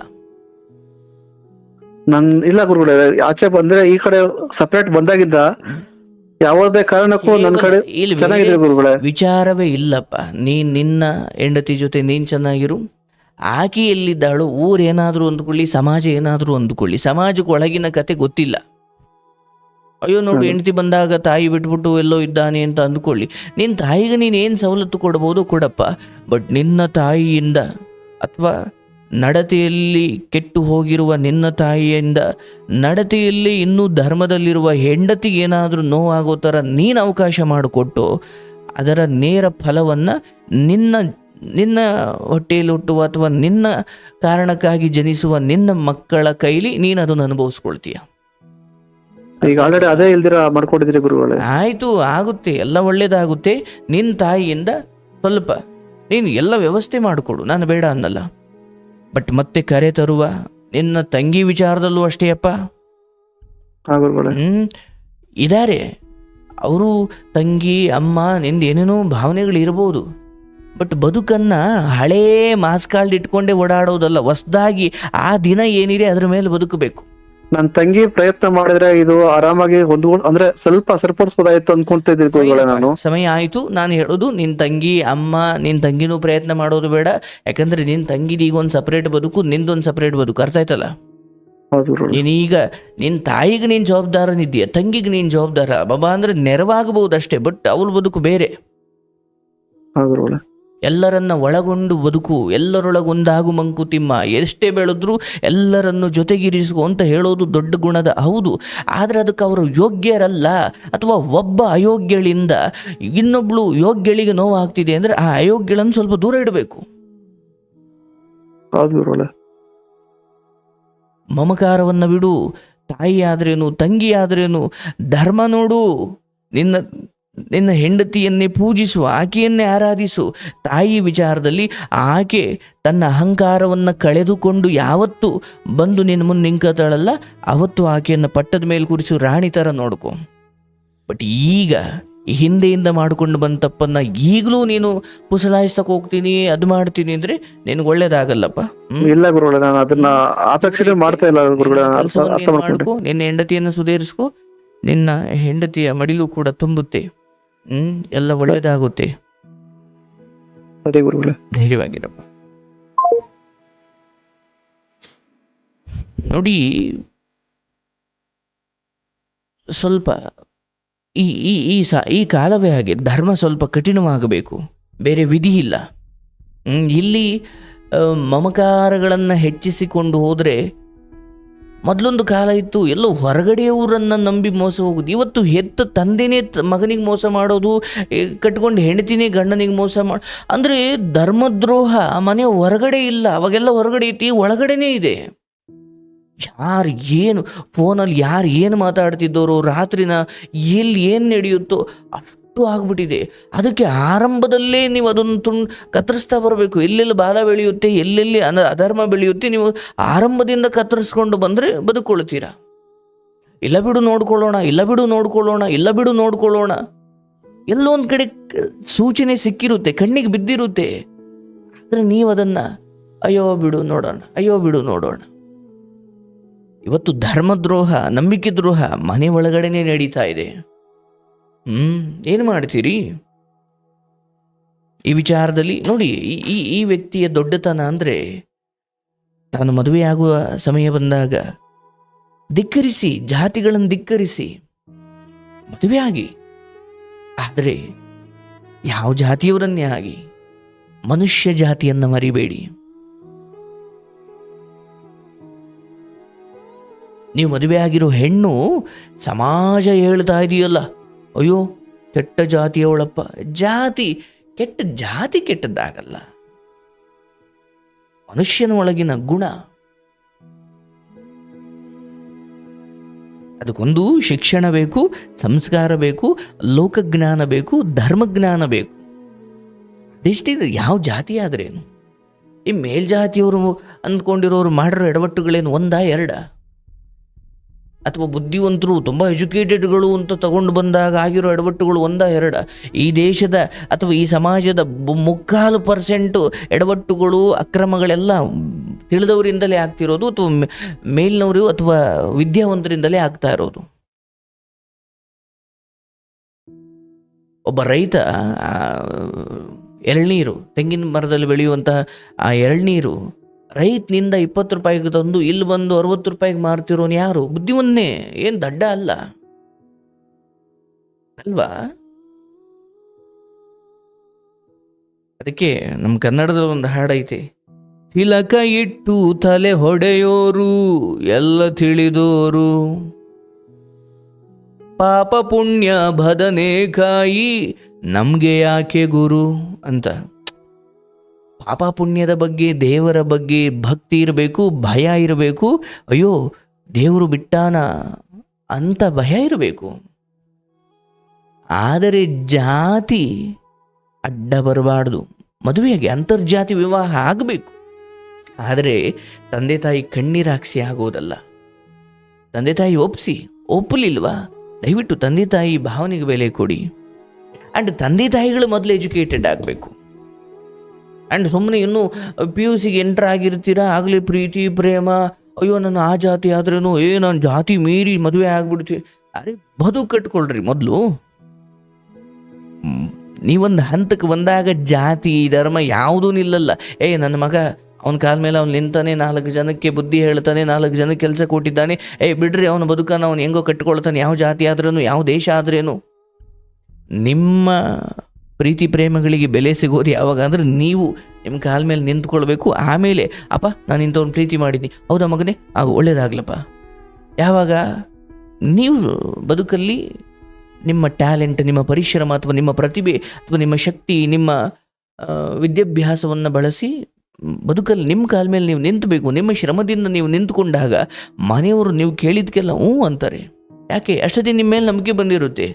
ಅದು ಬಿಟ್ಟು ಇನ್ನು ಕಾಲೇಜ್ ಮನೆಯಲ್ಲಿ ಅಪ್ಪ ಬಸ್ ಚಾರ್ಜ್ ದುಡ್ಡು ಕೊಡು ಅಂತ ಈಸ್ಕೊಂಡು ಹೋಗ್ತಿರ್ತಾನೆ, ನಾವು ಅಲ್ಲೇ ಬಸ್ಸಲ್ಲೇ ಒಂದು ಲವ್. ಅರೆ ನಿನ್ನನ್ನು ಸಾಕ್ತಾ ಇರೋದು ಇನ್ನೂ ತಂದೆ ತಾಯಿ, ನೀನು ಇನ್ಯಾರನ್ನು ಕರ್ಕೊಂಡು ಬಂದರೆ ಅದು ಧರ್ಮ ಆಗಲ್ಲವಲ್ಲಪ್ಪ. ಅಲ್ವಾ? ಹಂಗಾಗಬಾರ್ದು. ಸೊ ಇವರು ಅಂತರ್ಜಾತಿ ವಿವಾಹಕ್ಕೆ ಮನ್ನಣೆ ಕೊಟ್ಟರು, ಅದು ಅದ್ಭುತನಪ್ಪ. ಈಗ ಬದಲಾವಣೆ ಆಗಬೇಕು, ಈ ತಾರತಮ್ಯ ದೂರ ಆಗಬೇಕು. ಆದರೆ ಆ ಹೆಣ್ಮಗಳು, ನೀವು ಹೇಳ್ತಿದ್ದೀರಿ ಆಕೆದು ಕಡಿಮೆ ಜಾತಿ ಅಂತ. ಇಲ್ಲ ಪಾಪ, ನಿಮ್ಮ ಹೃದಯದಲ್ಲಿ ಅದಿಲ್ಲ. ಅದಿದ್ದರೆ ನೀವು ಮದುವೆನೇ ಆಗ್ತಿರ್ಲಿಲ್ಲ. ನೀವು ಅದ್ಭುತವಾದ ವ್ಯಕ್ತಿ. ಬಟ್ ತಾಯಿಯ ವಿಚಾರದಲ್ಲಿ ಅಲ್ಲೆಲ್ಲೋ ಮಗನನ್ನು ಹಾಸ್ಟ್ಲಿಗೆ ಸೇರಿಸ್ಬಿಟ್ಟು ಇಲ್ಲಿ ಗಂಡ ಇದ್ದಾಗಲೇ ಇನ್ಯಾವನ ಜೊತೆನೋ ಓಡೋಗಿದ್ದು, ಅದಾದಮೇಲೆ ಮತ್ತೆ ಬಂದಿದ್ದು, ಮತ್ತೆ ಇಲ್ಲಿ ಯಾರ ಜೊತೆನೋ ಸಂಪರ್ಕ ಇಟ್ಕೊಂಡಿದ್ದು.